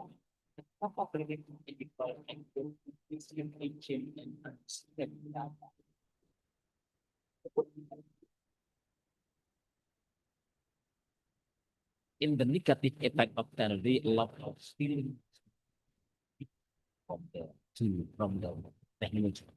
But the positive, a lot of things that positive is it can find literacy we can get. But this technology infrastructure that we have to prepare all together. Well, then and also global perspective management problem in global ground-dependent understanding infrastructure enhance problem solving cultural conflicts and emotional and that we do we start now. And next one please. Challenge to global access, digital divide, content relevant and language capacity and language. A lot of rural area that not ready yet with the this global access and this tools technology infrastructure. So some of us having trouble when we use technology in our teaching and learning. Some people from certain area, especially for in rural area like Yati is getting a lot of trouble using it's bagus. Fostering collaboration with cross culture. A lot of things in here. There are five.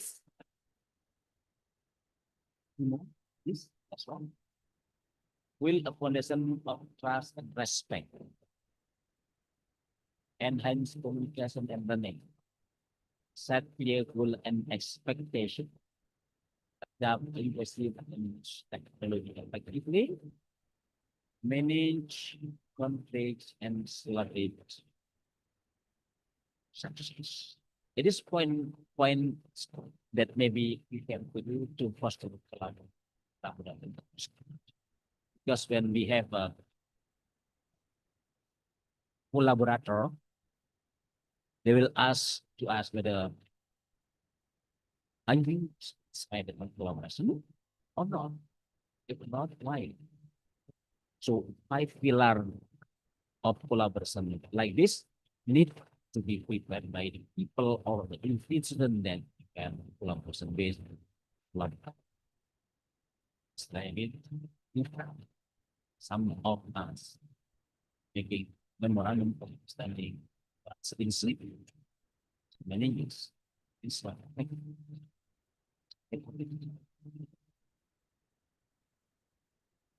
developing critical thinking problem solving. I already mentioned this. I don't want to talk this anymore. Next one, please.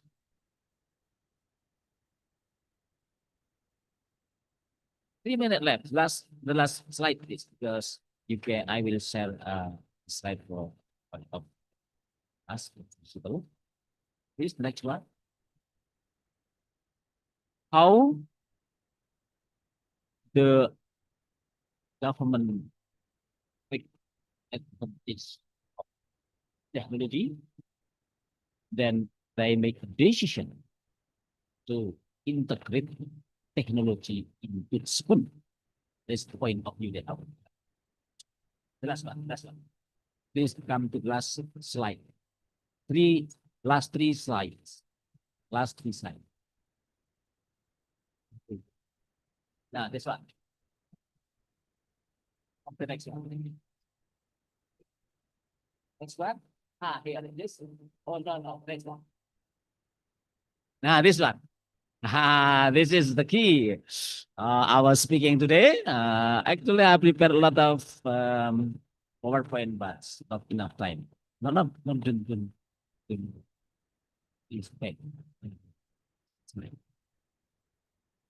stop. Artificial intelligence plays a role in the curriculum both as a subject and as a tool to aid curriculum development. Elective subject in Indonesia. In Indonesia, AI and coding will be elective subjects starting in 25-26. This time actually, academic year to equip students with future skill after English. When will AI and as a tool can be used to automate assignment. There is the problem for us actually, and the negative effect.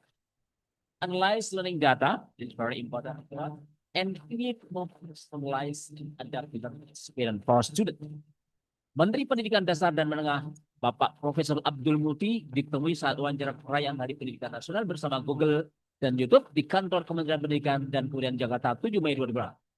Beliau mengatakan bahwa AI dan coding menjadi bagian pelajaran pilihan. Thank you very much. That's my words for this kind of topic on this international webinar today. Hope you enjoy, although I know some of you are sleeping during the presentation. That's okay. Sleeping is nice, but thank you very much. Assalamualaikum warahmatullahi wabarakatuh. All right. Okay, give applause. Well, it's such an insightful speech delivered by Mr. Nuriman, and I believe his expertise has broadened our perspective about the importance of global competencies as it mentioned during the screening time. And actually, we still have 10 minutes remaining time. So we would like to open for any question and answer. If you have any questions, please raise your virtual hand, or you may write it on the chat box. Thank you, Manukut.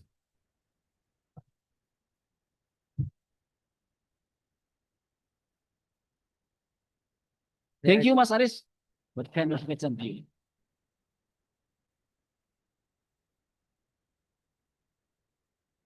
Okay,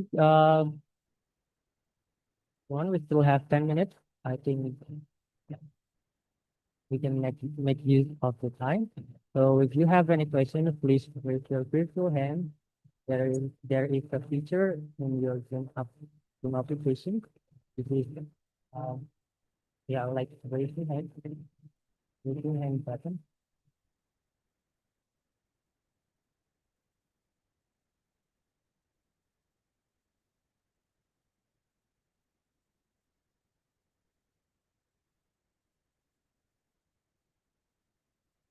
Thank you very much.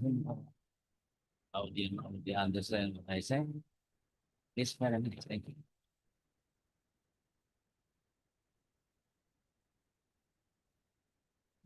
Okay, I think seeing none, so we would like to close the last speaker. And thank you so much for listening to our webinar and joining our webinar. I hope this is going to be such an insightful webinar for everyone. And I would like to yield the time back to the MC. Thank you. Okay, thank you, Dr. Andesner Iman, for the inspiring presentation. And thank you to Mr. Ricky Julius Christian for moderating this session. The next session is a group photo of Dr. Andesner Iman, PhD, with lectures of elementary school program. Please, for all lecturers, to come forward and take a photo together.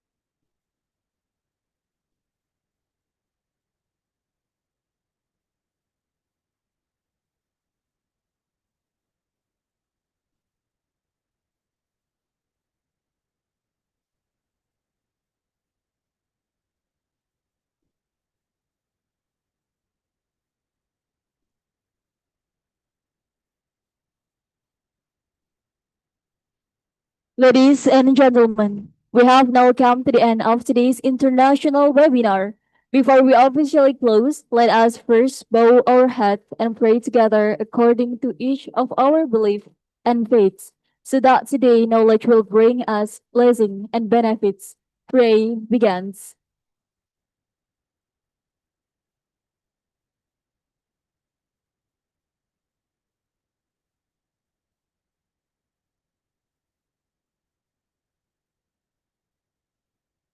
Okay, thank you everyone.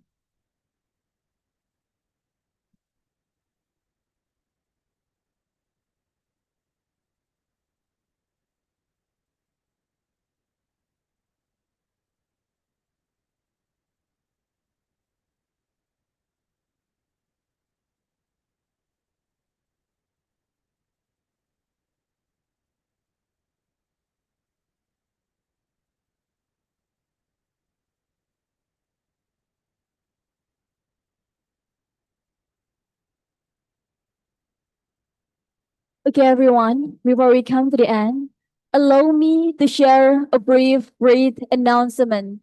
The Faculty of Education, Universitas of Jember, will proudly host the International Conference on Neuroscience and Learning Technology, ICOSANTIN 2025, on September 27 and 28, 2025 on via Zoom.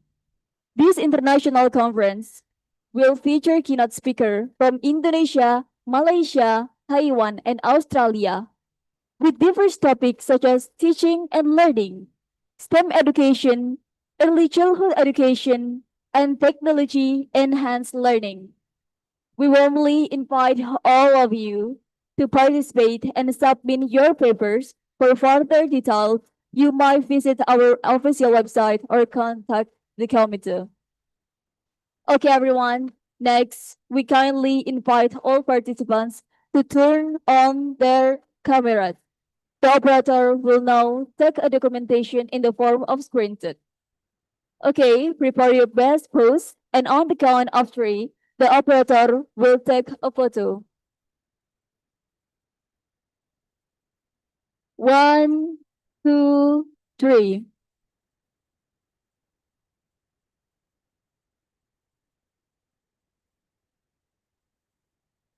Could you everyone please turn on your camera?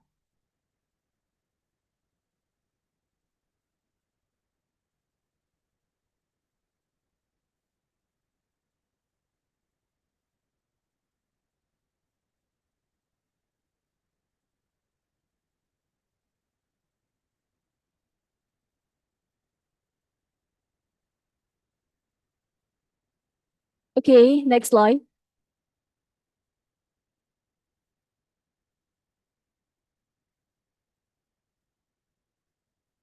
One, two, three.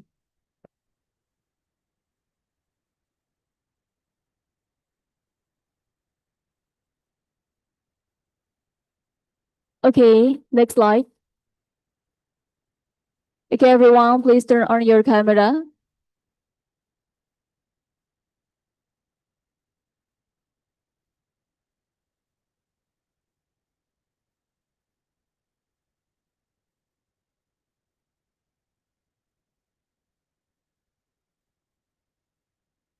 Everyone, could you please turn on your camera first? Okay, with the count of three. 1, 2, 3.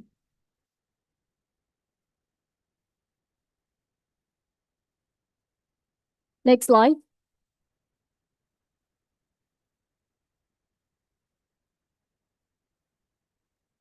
Next slide. Okay, next slide.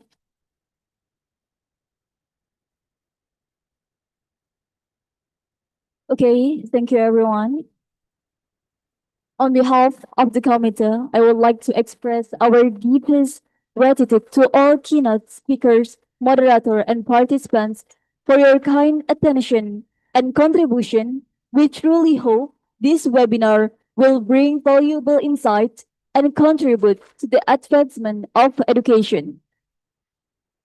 Before we part, allow me to remind you about our upcoming academic event, the International Conference on Neuroscience and Learning Technology Consenting 2025.